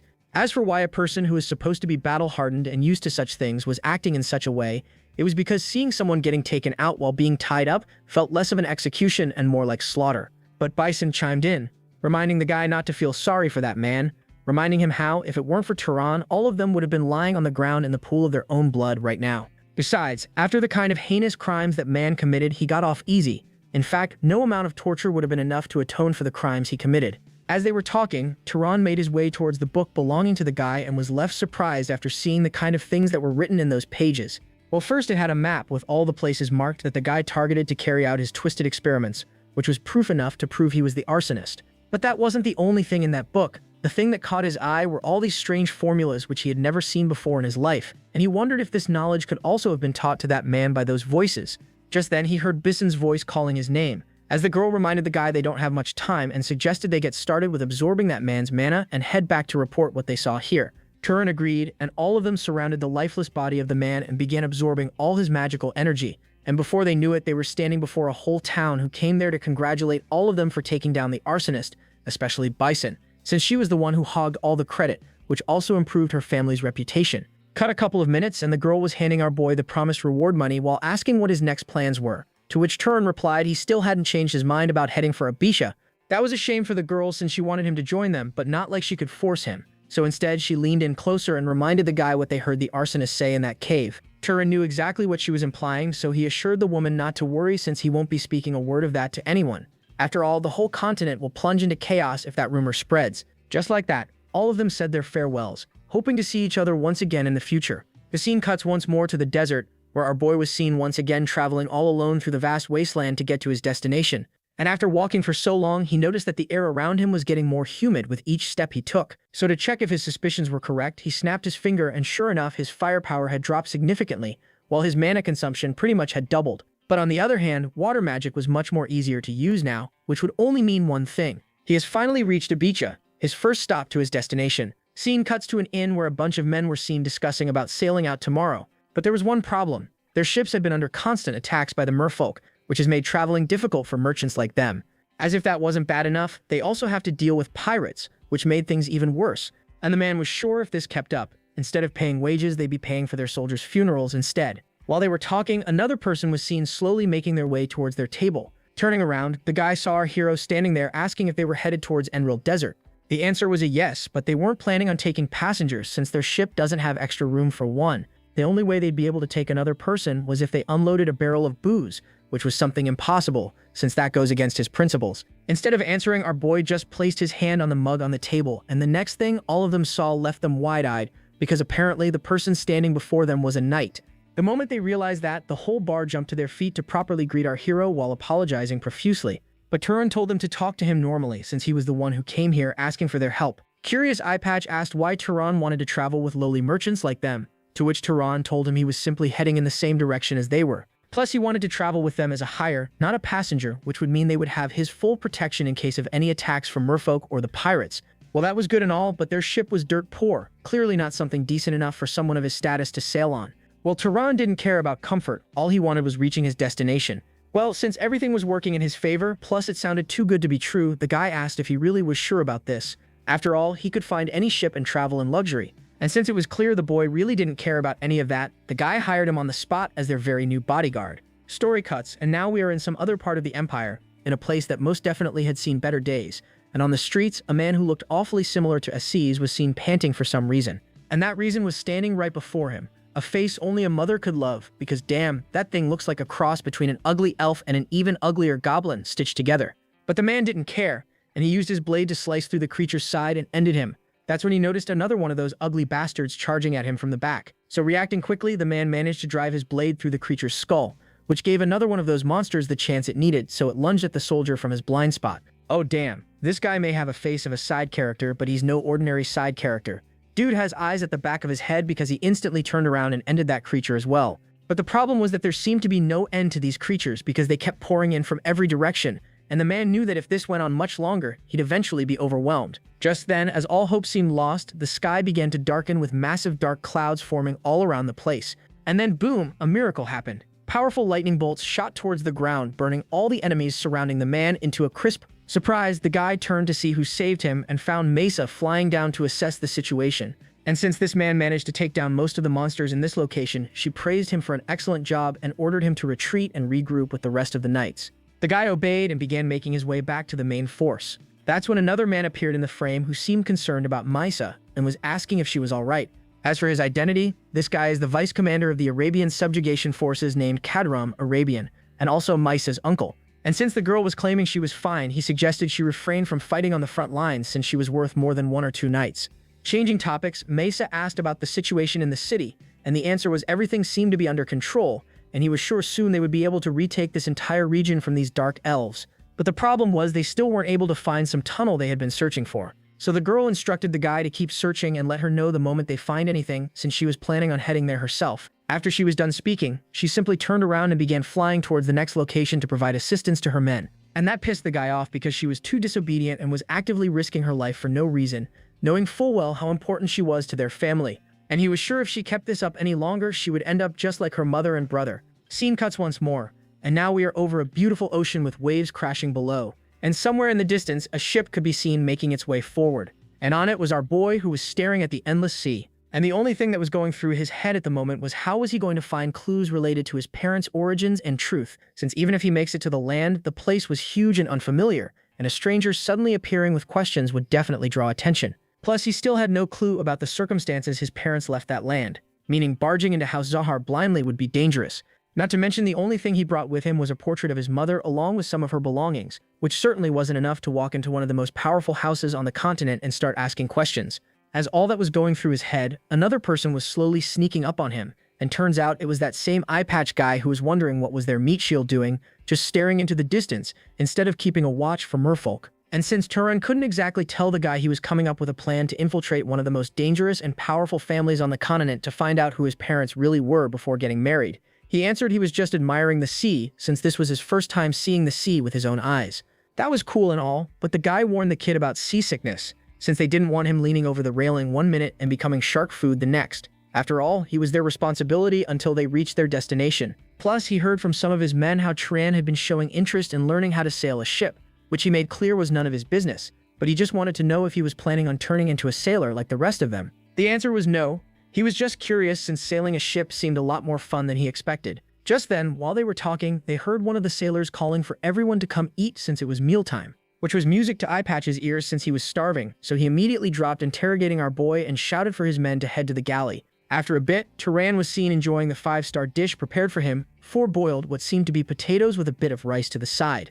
And in front of him was an old man lecturing him about how the ship food sucks, but it's on purpose. Because if it weren't for these sour potatoes, all of them would have perished from the gum disease. Surprised, Turan asked what this gum disease was. The old man explained it was a condition where a person's gums bleed out until their body is severely weakened, and then they just die, and the sour food they are eating helps cure that problem. That was quite interesting, and Turan wanted to know how all of them figured out sour food was a cure for it. Well, even the old man had no idea. It was just something discovered by somebody at some point, and eventually that knowledge spread among sailors.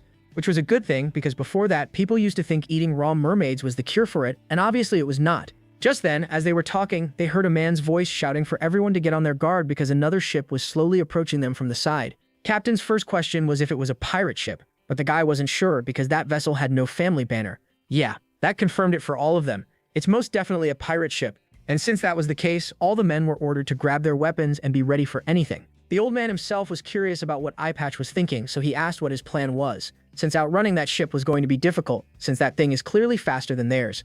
But there was still a chance they might be able to outrun them and make it to a nearby island if the wind stayed with them. But Eyepatch had something else in mind, so he assured the old guy there was no need to worry because he had a hunch they will be fine. So he ordered his men to turn the ship around because they were going to be facing those pirates head on. Just like that, it was on. Both vessels began closing in on one another. And sure enough, the men on the other ships started shouting demands for them to surrender their cargo while promising to spare their lives if they cooperated. Yeah, but the old man knew exactly what they meant by spare their lives. It meant chopping off their legs and tossing them overboard to be eaten by the sharks.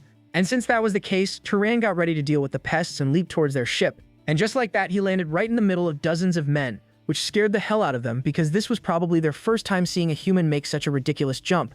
But they still hadn't realized the person they were trying to attack was a knight, and were so focused on him that they completely failed to notice the countless shards of ice that had already surrounded their ship. And that mistake cost them dearly, because those things came in like cannon shots, piercing through anything and anyone unlucky enough to be in their path. And no, Turan wasn't planning on sparing a single one of them because he knew exactly what would happen if even one pirate managed to escape. As for the rest of the men, after seeing what happened to their friends, none of them had the guts to take even a single step towards our hero. That's when one of them, clearly with the IQ of a rock, shouted for everyone to man up and attack the guy at once, since he was sure he wouldn't be able to catch them off guard a second time.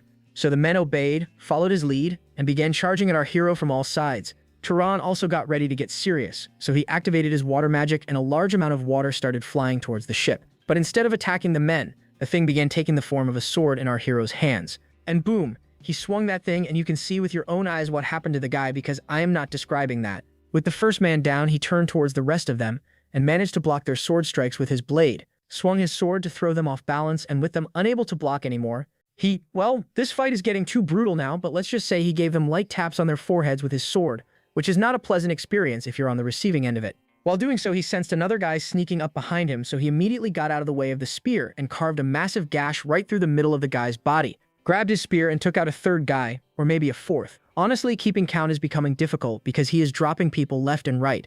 But there was no end to them, and they kept on coming, and Turan was forced to leap back a little to give himself some breathing room. But in reality, he was simply luring those men into a trap, and the moment they got within range, he did something with his sword, and boom, a razor-sharp wave of water carved through all of them. And just like that, the whole ship fell silent with most of the pirates lying motionless on the deck. That was when one of the men who somehow survived managed to catch Turan by surprise, and before our boy could react, the guy poked him in the neck with his dagger. Following that, 2 more pirates appeared and managed to drive their weapons through Turan's torso. But even after all that, the first guy was the one with terror written all over his face. Because Turan wasn't just standing there, he was glaring at him with those rage-filled eyes. As for his blade, that thing didn't do jack. Same thing for the other 2.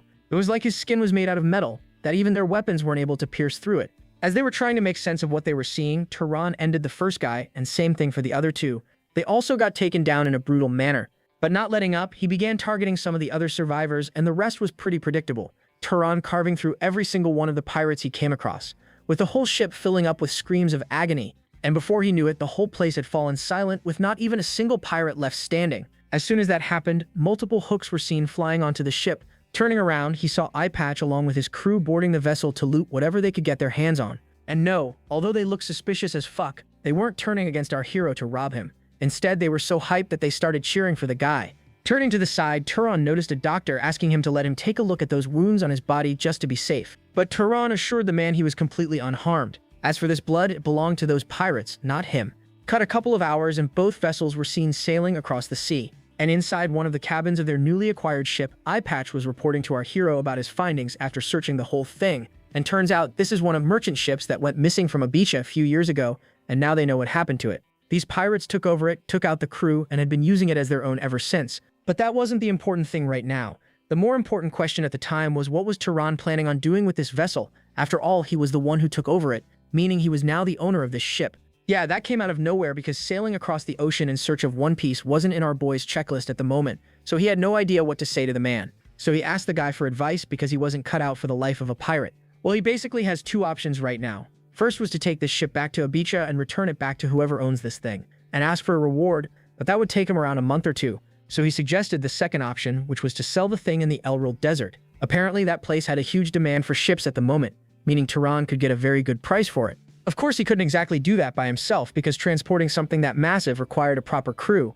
Luckily, Eyepatch was willing to provide one in exchange for 10% of the profits from selling the ship. Yeah, well, our boy had something else in mind. So he offered 20%, but he would have to take care of everything, from getting the thing to that place to finding the highest bidder, because that job was too exhausting for him. Well, more money is always good, so Eyepatch agreed. And now, motivated by the promise of a bigger cut, he promised to find them the highest paying buyer possible. That's when suddenly the door to the place swung open and a man was seen entering into the cabin with urgent news. Apparently they found a mermaid, which was just great because they just got done taking care of those pirates, and now they needed to deal with those mermaids as well. But the man clarified they weren't under attack. Instead, they found a mermaid tied up below the deck on this ship. Cut to the outside, and the old man was seen leading the two men towards the place where they found the mermaid. And while making their way to see the creature, not sure why, but Turan asked the men if they could sell these mermaids for money. And the answer was a yes, but only if they are attractive female mermaids. Because apparently there are some sick rich nobles out there who like to collect such women from different species because they are so fucking messed up in the head that normal human women don't satisfy them anymore. Eventually they arrived at the place. That's when Turan's eyes landed for the first time on a real breathing mermaid.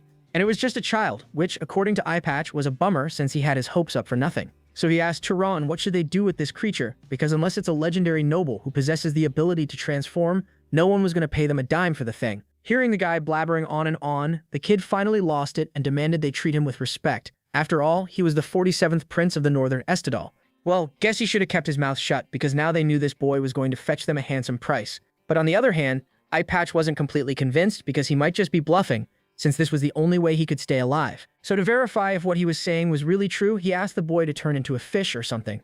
Well, gladly, but first they would need to untie him and throw him in some water for his powers to work. Yeah, both men knew this kid was just pulling their leg. Plus, according to Eyepatch, these mermaids also feed on humans, so they couldn't exactly just free this creature. Yeah, Turan agreed, which only left them with one final option, which was to end the creature, since he was worthless to them. Looking at those eyes, the mermaid kid realized this man wasn't playing around. He was seriously getting ready to end him. So he tried begging Turan to stop and not to do this, but when even that didn't work, he went back into his royal persona and demanded he lower his hand and stop whatever he was about to do. Yeah, still no use. So he lowered his voice and told our hero he has never eaten a human before in his life. In fact, that thought never even crossed his mind. Well, this journey really changed Turan for the worst, because even now he refused to stop and was fully intending on ending the child. Desperate and out of options, the kid shouted for the two men to give him a chance to explain, and promised to lead them to a hidden treasure in a certain place if they agreed to spare him.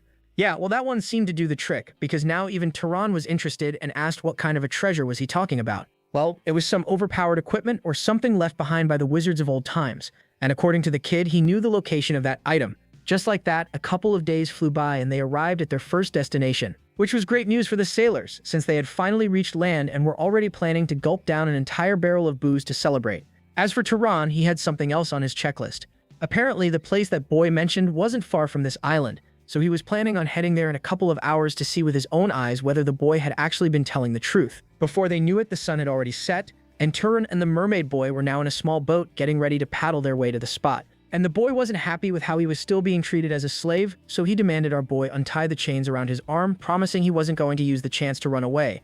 Plus, he wanted to know if our hero would keep his end of the bargain and release him after finding the treasure. Turan assured the kid he would and suggested he hold on tight because they were about to move. Eventually, they arrived at the place, so Turan decided to leave the boy on the boat for now and dive down to find that treasure. Cut to the bottom of the ocean, and he was seen swimming his way towards the place, and eventually came across an unexpected sight, so he stopped to take a second look to make sure what he was seeing was really real. Because right there before him was a massive, and I mean absolutely massive, snake-like creature. Story cuts back a couple of minutes when both of them were on their way to the location. Eventually, they came across an island which, according to the mermaid boy, was the spot where that treasure was hidden.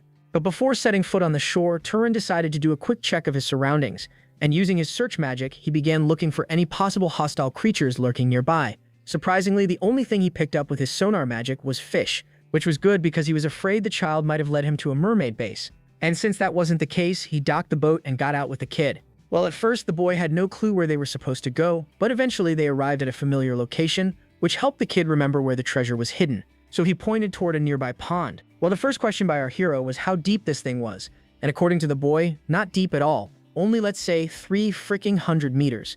Yeah, that reaction by Turan is justifiable because 300 meters is pretty damn deep. But first things first, he needed to make sure the kid doesn't run away or try anything while he was searching for whatever it was down there, so he tied him up to a tree, which was bad for the kid because if something were to happen to Turan down there, he was going to starve to death. Yeah, well, he better hope that doesn't happen for his sake and for Turan's as well. After making himself clear, he took a deep breath and jumped in to find this so-called treasure. And with that, we arrive back in the present where Turan was seen staring at the massive serpent in disbelief. And no, that thing isn't alive, which is obviously a good thing for our boy, but even more surprising was a humanoid figure sitting atop the monster's head. And Turan was so shocked seeing that man that he actually gasped for air and was immediately reminded he can't breathe underwater. After getting a hold of himself, he began swimming towards the giant serpent to see who the man was, and saw a massive fang of that snake going through the guy's torso, meaning their fight ended in a draw.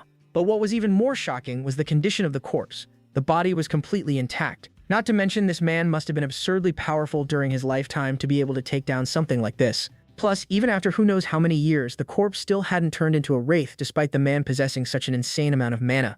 But ignoring that, he swam towards a glowing piece of item on the man's side, and turns out it was a compass of some kind. Cut back to the fish boy, who was still waiting for our hero to swim out of the pond. And eventually he did, which came as a huge relief, because he was afraid he might have drowned down there, leaving him all alone on this island. Plus, he wanted to know if Turan found the treasure he mentioned or not, and luckily he did, which meant the kid wasn't lying. Just then, Turan noticed something strange about the boy, a bright blue flame burning around his chest and ears. And no, it wasn't because the kid was going through some transformation. The reason he was able to see those flames was because of the compass in his hand. Realizing how valuable the artifact was, he decided to free the boy since he had upheld his side of the bargain. This sudden decision surprised the kid because he was convinced Turan would simply take the treasure and sell him to the highest bidder anyway, but was reminded they had a deal. He fulfilled his part, so now it was Turan's turn to follow through on his promise. Armani didn't know how to thank the kid, so he promised our hero that if ever in the future a war broke out between humans and mermaids, he would ask his father to spare his life. Yeah, well, Turan simply told the boy to stop talking nonsense and scram. The boy obeyed and immediately jumped into the pond. That's when Turan saw him transform into a shark, which meant what the kid had been saying all this time was actually true. He truly was one of the royals. Cut to the next day, and some commotion could be heard on Eyepatch Man's ship. And the reason was all the men on their butts with massive slash wounds on their backs. And no, they didn't get attacked, but the one who was responsible for those wounds was that same sweet old man who apparently wasn't all that sweet after all. All that commotion caught our hero's attention, so he came out to see what was going on, and upon asking, was informed these men spent the whole night partying and drinking with women. So they were late to board the ship, and to make it worse, they caused a ruckus at the port tavern, so now they were being punished for it. Instead of saying anything, Turan kept staring at the men because thanks to that new artifact in his possession, he was able to see the flames of all those men, and the ones he was more curious about were the ones getting hit by that whip, since their flames were actively burning away with each strike. Changing topics, he asked about the captain and was informed the man went out to attend a meeting with a buyer who was interested in purchasing his ship. Cut to Eyepatch, who was sitting inside some tavern discussing their business with the buyer. That's when his eyes landed on something unexpected. Turns out it was Turan who had personally come to finalize the deal himself, so the guy properly introduced his friend, a man by the name of Captain Samuel. As for their deal, they have settled on 1,000 gold coins, which would be paid in full up front. The offer was generous, but there was just one problem. And when asked what, Turan explained traveling with such a large amount of gold was a pain. So instead, he asked if he could pay him with magic items or sacred relics instead. He had no problems with that, but the thing was finding such items in this place was pretty much impossible. So he suggested he head for a place called Komad. Apparently that place is the second largest city in Zahar territory, ruled by the Durman family, and they possess a tamer bloodline, and he was sure he could easily get his hands on a useful beast there with that kind of money. Yeah, that was a good suggestion. After all, if he manages to get his hands on an animal that can understand what he was saying, that could prove quite useful on his journey. Fast forward, and the ship was once more seen sailing the winds towards its next stop, with the crew in really good mood since not only did they have a wizard protecting them, they also got a cut from that gold, even though they didn't do jack during that pirate fight. But apparently these people are like disaster magnets because right in the middle of their celebration, they heard the man in the crow's nest shouting for everyone to brace themselves because they were heading straight into a storm. And just like that, their ship was thrown across raging waves that looked fully capable of flipping the entire vessel over. On deck, Old Man was shouting orders to everyone to bring down the sails and move all the cargo below deck. Following his commands, the crew hurried to secure everything before something terrible happened, and then something terrible happened. A massive wave slammed into the side of the ship, resulting in the whole thing tilting violently, causing most of the men who were working to bring down the sails to go flying down the vessel. And just then, as they were about to slam into the bottomless ocean and disappear forever, something unexpected happened, as all of them found themselves floating over the surface of the water instead. Turns out it was our boy using his water magic to save the crew, and after placing them safely back aboard, he ordered everyone to get a grip and find cover. The men obeyed immediately and started running for shelter before they got tossed overboard a second time. With everyone now safely out of danger, Turan started using his magic on the ship to quickly finish the job and transferred all the cargo under the deck along with the sails.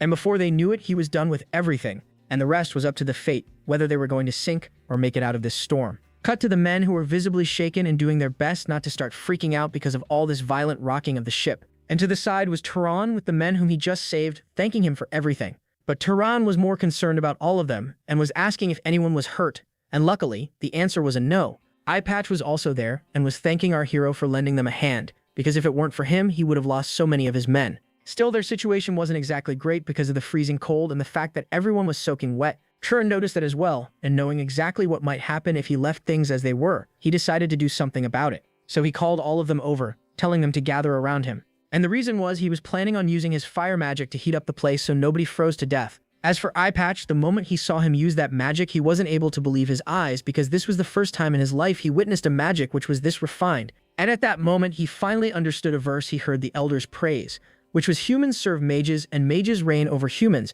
but also watch over them. Fast forward to Komud, the largest city in the northern Enril Desert, where a ship was seen docking at the harbor with a bunch of men unloading cargo to be delivered.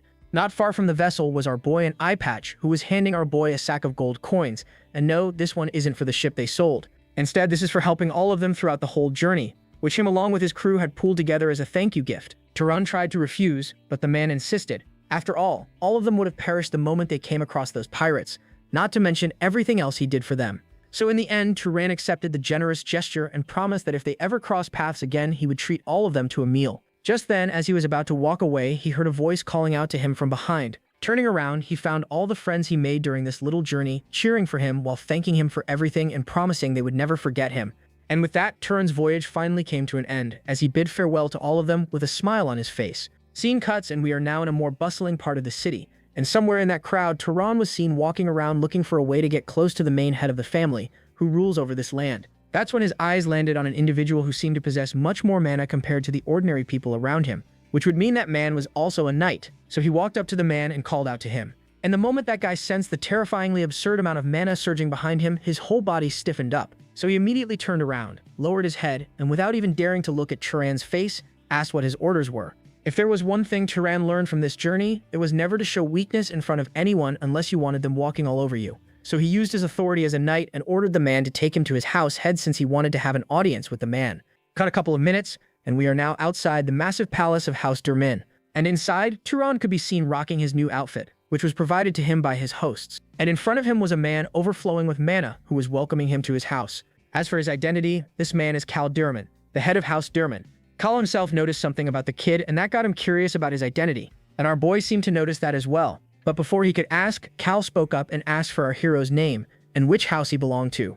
Our boy introduced himself as Turan Brahms, a descendant from a fallen guardian bloodline. As for the reason of this visit, it was because he wished to purchase one of their beasts. Well, if that was the case, then there was no need for him to personally get involved in this matter, so he asked our hero to wait for his daughter, who would show him around. Turan still had a question, so he asked the guy if by any chance he ever came across someone who looks like him. Well, that was a very strange question, so the guy asked him to clarify, and was reminded how he showed a bit of hesitation when he first saw his face. Kal apologized for reacting like that earlier. It's just that his face reminded him a little of someone he once knew. Fast forward, and he was seen following a woman to the place where they kept all their beasts, who was commenting on how he was fairly well off for someone from a ruined noble family, considering he came all the way to House Durmin to buy a monster. Oh boy, hands down the most beautiful woman introduced in this series. That's 10 out of 10 right there, and look at the fool behind her, not even paying attention to such a beauty walking right in front of him. The only thing going through his head at the moment was Kal's earlier words as he wondered who exactly that man saw in him. His mother, or perhaps his father. because he does take a lot after his mother, especially those curly hair. But then again, could that man perhaps be talking about his father, the man whom he had never seen? That's when he got snapped out of those thoughts as he heard the woman telling him they have arrived at the place. As for where this place was, this is the House Sturman's breeding grounds. Not even a few steps in, and Turan spotted the first beasts being kept there, which happened to be a pair of wolves.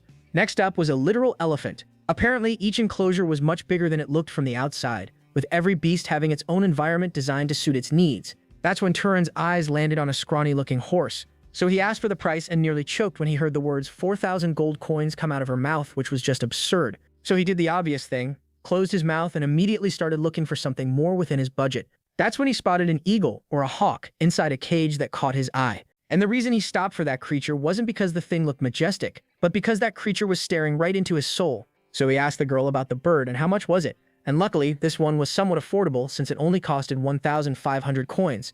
Well, that was good and all, but first he wanted to know what could that bird do, and was utterly disappointed when he heard that creature was intelligent and a strong flyer, because he was hoping for the thing to possess some special abilities. But the girl assured him not to judge it so quickly. The only reason that thing was so cheap was because that creature was too clever for its own good and absolutely refuses to obey anyone because it has a very judgmental personality. So to test if what she was saying was really true, Turan began conversing with the bird, and surprisingly, the creature began reacting. And sure enough, when he suddenly called it ugly looking, he saw anger building up on the bird's face. And that confirmed it for him. This bird could truly understand human language. Well, that was only scratching the surface of how intelligent the creature was, because it belonged to one of the most famous companion pets their family trains. And this species also has the ability to read and write, but this one refused to learn anything she tried teaching it, which was a shame because its size and physical strength were exceptional. If only it was obedient, it would be worth a lot more. As she was talking, she heard Turan asking the bird if there was something that it wanted, so she told the kid he was wasting his breath on that creature since it was too stubborn to listen to anybody. But to her surprise, she saw the creature raising its talon and it was pointing right at Turan. This surprised her since never before had that bird reacted in such a way to any noble or knight who visited this place. As for Turan, he was also curious to know what the bird meant by that and asked if it was saying he wanted him, and the thing nodded yes. So he asked the reason. After all, he wasn't anything special, so why choose him of all people? Still, he wasn't saying no, but he had one condition. If he spends his gold to buy him, he would have to promise to learn how to read. Well, what do you know? The creature nodded yes to that. Cut a minute or two and Cal was seen performing his family's taming magic to bind both Turan and the bird as partners. And with that, Turan successfully managed to acquire his very first Pokemon. Well, apparently the girl wasn't kidding when she said this bird was quite special, because even Cal was surprised when he heard it chose Turan, which is why he personally came to see if it really was true. And since that was the case, he asked the boy to take good care of it. But then he suddenly stopped since he had a question and asked if by any chance Turan has some connection to a person named Talus. That was the first time Turan was hearing that name. So he answered no and asked about the guy. But Cal just dismissed it and told the kid to forget he said anything. Yeah, well, that was something hard to do since now he was dying to know who this Talus was and why his face reminded Cal of that man. But knowing too many questions would make the guy suspicious, he decided to change topics and instead brought out his mother's picture and asked if he happened to know this woman by the name of Vise.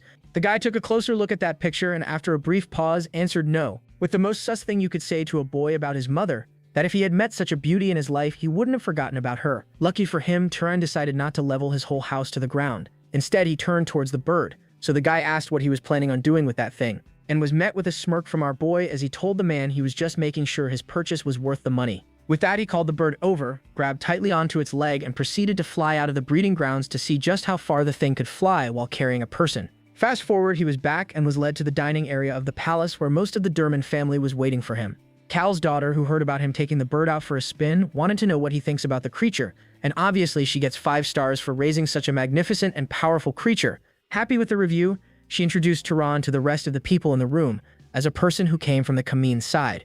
And the muscular one didn't seem to like that at all, since that was the place where those Arabians lived, but was told to pipe down and not to lump their guests with those little sparrows. As for this guy's name, he is Dolph Marin of History Bloodline. But then in the middle of their handshake, the guy suddenly tightened his grip and began squeezing Turan's hand. But thanks to the bracelet made by Mello, most of that force got absorbed by the item, so he was able to overpower the guy quite easily. And that impressed the dude, since Guardian Bloodline lives up to its reputation. The scrawny-looking kid was far stronger than he looked. The woman on the side, however, told the man to stop with his childish tests and asked Turan where was that eagle, since the only reason she came here was because she wanted to see it with her own eyes. Turan explained he sent the creature out to fly around for a bit since it had been cooped up inside this home for so long. And since the woman was so insistent on seeing the bird, he decided to call it back, Following his command, the creature flew into the room and landed on Turan's arm, and a nasty grin formed on the woman's face as she commented the rumors about this creature were true. But just as she was about to pet the thing, the creature pecked her hand. And that got the old hag so furious that she began hurling insults at it, demanding an answer for why it never chose her. After all, she could have raised it far better than some fallen noble. Yeah, the creature was itching to claw her face off for making that comment about Turan, but our boy signaled the thing to stay calm. Well, nothing major happened after that. The woman calmed down and all of them sat at the table to eat while discussing about the dark elf tribes that were invading the west. That's when suddenly Turan heard Misa's name being mentioned, who was fighting on the front lines to drive back those elves. And man, this woman is evil as fuck because she was openly hoping that the girl gets assassinated by one of those elves during battle, and how that would be a spectacle if that happens. But they didn't stop there. They continued about how that girl was so scrawny she might just drop dead on her own, and some other nasty stuff about the poor girl. And Turan, man, let me tell you, he was not happy hearing all those things coming out of this old hag's mouth about his friend. Lucky for them, they changed topics before Turan completely lost his temper and started talking about some other family and how they have 3 heirs lined up for succession, but they weren't sure whether they'll choose Raman, Alma, or Purga. And apparently the one who would be choosing the next successor was Talus, the same man Cal mentioned earlier. So using the chance, he asked the girl about this Talus and what kind of a person he was. Apparently that man is the house head's younger brother and currently the second in command of Zahar, but in reality, he was the one running the whole house. Well, now that was interesting, because if his earlier conversation with Cal was anything to go by, and if this Talus somehow turned out to be his father, then that would mean Turan came from a family far more influential than he had ever imagined. Fast forward once more, and our little birdie was seen writing something on the ground using its beak, and right beside him was our hero observing his learning progress. But on the inside, his mind was still stuck on the man named Talus, and the fact that he was second in command of such a powerful house meant that if he truly was his father, then Turan was nothing more than a stain on that man's reputation, meaning that entire house might crush him like a bug the moment they learned of his existence. As he was thinking that, our little birdie finished writing what he wanted to say. And thank heavens the artist cleared things up here, because I was still wondering whether this thing was an eagle or something else.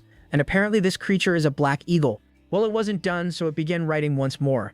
And this time he got most of it right, but there were still some spelling mistakes here and there. So Turan pointed them out, but honestly it was still impressive how quickly the bird was learning human language. Plus he wanted to know if the bird has decided on a name yet. Well, the answer was a no. But Turan, trying to take his mind off things, teasingly asked if No was supposed to be his name. Changing subjects, he asked the bird the reason for choosing him as its companion instead of all other nobles who came before him. Well, apparently the thing basically confessed to our boy, since it said he likes him, plus there was something inside of Turan which he felt was similar to him. That answer brought a smile to his face, so he thanked the bird. Still, he seriously misspelled most of those words, so there was definitely room for improvement. Even so, he couldn't help but wonder what was it that the bird saw in him that was different from other nobles. Just then, he heard a voice from the side calling his name. Turning around, he found Dolph Marin, who was inviting our hero to go on a hunt with him. But Turan declined since he was supposed to leave for his next destination today, which was a bummer for the guy. Yeah, but the thing was, Turan wasn't as naive as he used to be, and knew exactly this man was up to no good. That friendly attitude was nothing more than an act. Still, the guy offered to guide him out of these lands. After all, he knew this whole region like the back of his hand, and that statement deeply offended our little bird, since that was supposed to be his job. Still, since Turan refused to accept his help, the man simply turned around and started heading back, which wasn't a good thing since him giving up so easily was making Turan really uneasy. After a while, he was seen making his way toward the outskirts of the city, and with him were 2 knights who were there to escort him out of the territory, which made Turan rather uncomfortable, but since it was an order from Lord Cal, he couldn't exactly complain. So ignoring the men, he walked up to a shop to buy a map along with some religious text regarding Enro. After paying for the things, he started going through the map and noticed that the thing was horribly outdated and badly drawn, but at least the stuff written about the Zahar family was pretty useful, so he wasn't complaining. That's when he spotted something from the corner of his eye, so he turned around and saw a shadowy figure possessing noble-level mana tailing him. And at that moment, he finally realized what was going on. Still, he didn't bother confronting the person and instead calmly left the city without causing any commotion.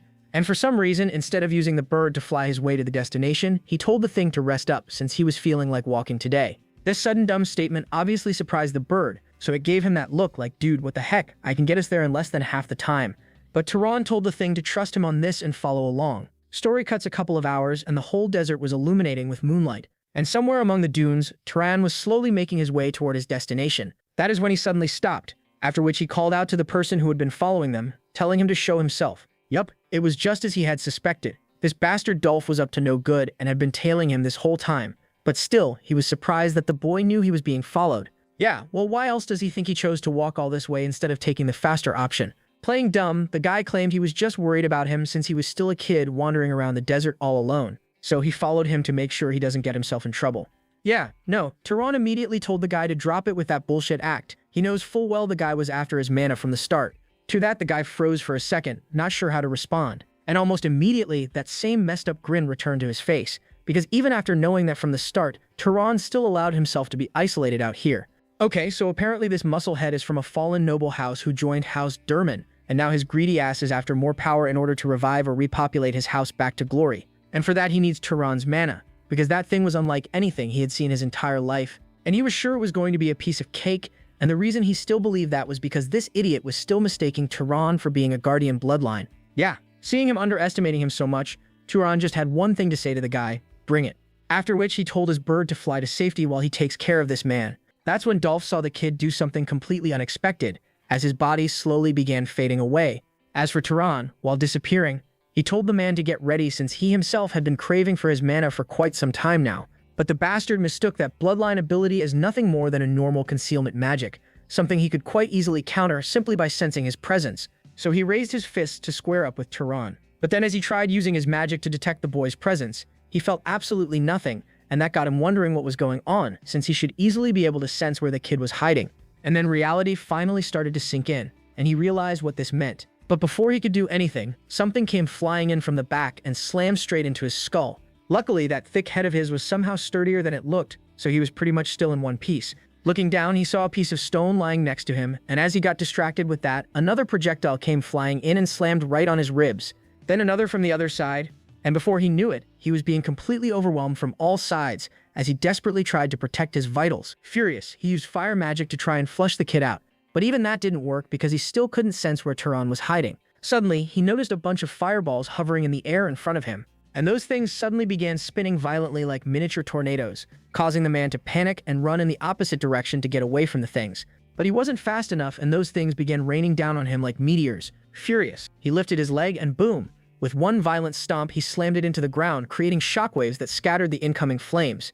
And using the chance, he made a break for it, after finally realizing he stood no chance against that boy. But since there was no cover around him nor any place to run to, he shouted for the kid to show himself. But as he looked around, the whole place was still deathly silent. Yeah, no, he realized the kid wasn't messing around, nor did he have any intention of letting him escape. So he desperately started running to try and get out of this death trap, because taking on someone from Zahar bloodline in a desert at nighttime was pretty much suicide. And not sure why, but after reaching some distance, he got confident he was going to outrun him thanks to his physical enhancement. Just as that thought hit his head, he heard flapping sounds coming from above, and found our boy hovering over his head along with his bird. Although the man wasn't anything special, Tehran still gave it to him that he was tougher than he expected. Well, not quite at the Guardian's level of tough, but still pretty impressive, because if it were any other noble, they would have collapsed by now. So he asked whether the man happened to be carrying any defensive magic artifacts.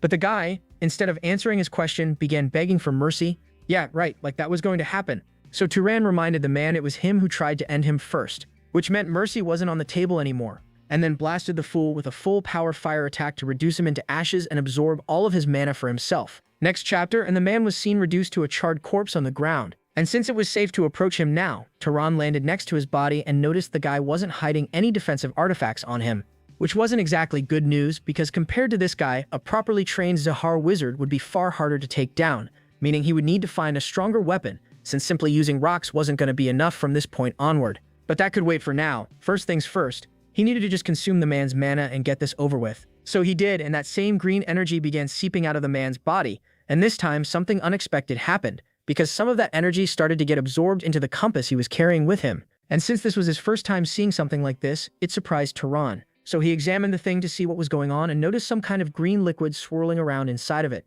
The problem was he still had no clue how to use the artifact, so he decided not to mess with it until he could learn more about it. Cut to the next morning, and Tehran was seen flying his way through the desert. And suddenly we went from sand dunes to pyramids, because why not? So basically, no idea why, but he had been searching for this tomb for quite some time now. Scene cuts, and now we are inside some tavern with our hero, once again, finding himself another baddie. At this point, I'm starting to think the guy has a passive skill for attracting beautiful women his way. And gotta give it to the artist, every new woman that shows up somehow outdoes the previous one. As for where this woman came from, no idea. And why was she so casually talking to a complete stranger she just met? Simple. The guy was cute as hell. As for our boy's story, this time he ran away from his home and was traveling all by himself, which according to the girl was reckless, but she was digging it. Still, she was surprised he didn't run into any bandits or monsters on his journey. Yeah, sister, if only you knew. But Turan decided to keep that a secret as well and simply told the woman he just got lucky. But that wasn't important. The reason he started this conversation with her was because he wanted to know a little more about that tomb, and how does one enter that place? Well, it's pretty easy. You pay your way in, because money can buy anything. But for now, she suggested he keep his distance from this place. And when asked why, the girl informed him about some powerful figure that showed up in this place about a week ago, and they locked down the entire place. And because of that, no one was allowed to enter the tomb. Turan asked what powerful figure she was talking about, to which the girl simply raised her finger, and Turan immediately caught on to who she was trying to imply. It were the Zahar family. Cut to the tomb, and a bunch of men were seen panicking, and leading them was a man named Purga, who was ordering everyone to keep their voices down, because they didn't want more of those creatures finding their location. But the guy refused to shut his trap and started blaming him for this whole mess, since he was the one who suggested they come to this tomb. Yeah, well, he never forced anyone. It was their greedy asses who followed him of their own accord, so he suggested the guy stop playing the blame game and shut his trap. But on the inside, the guy himself was panicking because this situation was clearly more dangerous than he expected. Apparently, he heard stories about this place from his elder when he was a child, and how if he manages to solve the secrets of this tomb, he might become the next house head. Because of that obsession, he kept returning to this place year after year, searching for something useful, but always came up empty-handed. Until this time, when he came across this hidden section of the tomb, and after coming so far, he refused to go back empty-handed, because this was probably his only shot at getting the position of family head. But the problem was this whole area was filled to the brim with monsters, and dealing with those numbers was proving far more difficult than expected. Turning to Loudmouth, he asked if they have any water left, and the answer was no, so he suggested the guy get to making some because he desperately needed to wet his throat. Just then, as they were doing that, a voice rang through the entire labyrinth, which was strange, so the guy immediately turned towards the location of the sound, and saw absolutely no one. But that wasn't the only shocking thing here. The thing that had him spooked more was the fact that the voice was speaking in a language he never heard before, but somehow he was still able to understand what it was saying. As for the voice, it was telling these men about some night hunter who has returned to the desert. Cut to the potential night hunter, who was annoyed out of his mind because he wasn't able to enter that tomb because of those Zahar nobles. And more importantly, he never planned on staying in this place for long, since there was a really high probability someone here might also get suspicious of him after seeing his face, just like how it was with Cal. So he decided to lay low for the time being. As he was thinking that, he spotted something in one of the stalls, so he walked up to the man and asked what he was selling, and was informed it was saltpeter, something native to the southern sea islands and incredibly rare to come by. And the reason he was showing so much interest in these things was because he had seen these items somewhere before. That's when he remembered about the journal he found after taking out that arsonist. And sure enough, one of the items mentioned in that book was this very same ingredient, which was something he wasn't able to get his hands on anywhere else. So he immediately purchased some while asking the man whether he also sells sulfur. But surprisingly, this was his first time hearing of something like that. Same thing for the second shop. Although he knew what sulfur was, he told the boy he won't be able to find any around this area, since that item was found in volcanic regions. Same story with the third merchant, who practically said the same thing. After checking most of the shops, Turan didn't know what to do anymore, since if he had known about this, he would have bought some of that stuff in Komad. So in the end, he decided to just find a volcano instead of going back to Komad. Scene cuts, and Turan was now seen training with his sling, and you guys might have noticed, instead of using rocks which he normally uses, he was using sand. And I don't think I need to give the reason because results speak for themselves. So apparently sand bullets were far better at piercing hard targets compared to rocks, because he could change the shape of sand mid-flight using his magic, allowing him to either increase the projectile's piercing power or make them scatter to cause wide area damage. Sure, it consumed a bit more mana, but the results were absolutely worth it. Besides, finding rocks in an endless desert was incredibly annoying, so this was a much better alternative. But all that aside, he still had no clue what those nobles were doing inside of that tomb, because it's already been days since he arrived in this place, and he still wasn't able to enter into that structure. And since he was wasting time, his first thought was whether he should just head for another city for now, but decided not to, as a stupid plan formed in his mind. And that was to quietly sneak into the place to take a peek at what those men were doing in there that was taking them so long. And his brilliant plan in case he got caught was to run like hell from literal assassins who specialized in tracking their targets to the ends of the earth. As he was going invisible, he noticed strange sounds coming from the side, so he turned around and found two men dragging some kind of a sack towards the pyramid's entrance. And the strange thing was that the sack was moving and making noise. Yep, there was a person inside of that thing who was being taken in there against his will. And since it was getting quite interesting, he decided to follow the men to see what they were planning on doing with that guy. Cut to the inside, and after following the men for some time, he eventually arrived at a large chamber. That's where he noticed some other people who were waiting for the two men, plus a massive swirling portal of some kind that was right beside them. As for the man, the poor guy had no clue what was going on, so he asked the people standing before him why was he brought to this place. but the men refused to answer his question. As for Turan, he noticed something odd about the people, because even though they were the ones kidnapping this man, they seemed more frightened than the victim. All of a sudden, he noticed the kidnapped man's expressions changing, as he suddenly became obedient and started doing everything as he was being told. And no, he wasn't going into that portal of his own free will. The guy was under some kind of a hypnosis magic. Watching the man entering, one of the men couldn't help but wonder if their Lord Purga, along with the knights who accompanied him inside that portal, were still alive, and was reminded all they could do is hope, since they have been continuously sending food and water through the portal. Well, that was true, but the guy was still wondering whether they should report this to the main house and call for reinforcements, and was reminded what would happen to all of them if this news were to reach the main house. Plus, Sir Purga's rivals would surely use it against him to destroy his chances of becoming the next househead. That name reminded Turan of the conversation about the 3 candidates to be the next househead of Zahar that the ugly old hag mentioned, and he started to understand why no one else was allowed to enter into this place. Plus, another stupid idea formed in his head, which was to head in there, save this Purga guy, and put him in his debt, and use that to infiltrate the Zahar family. And for some reason, Turan wasn't feeling like himself anymore. It was almost as if something from inside the portal was calling to him. So he ended up jumping in and began sinking inside the dark swirling gate. After a while, he found himself floating in an endless dark place, and at that moment, he finally regained control over his thoughts and realized what he had just done.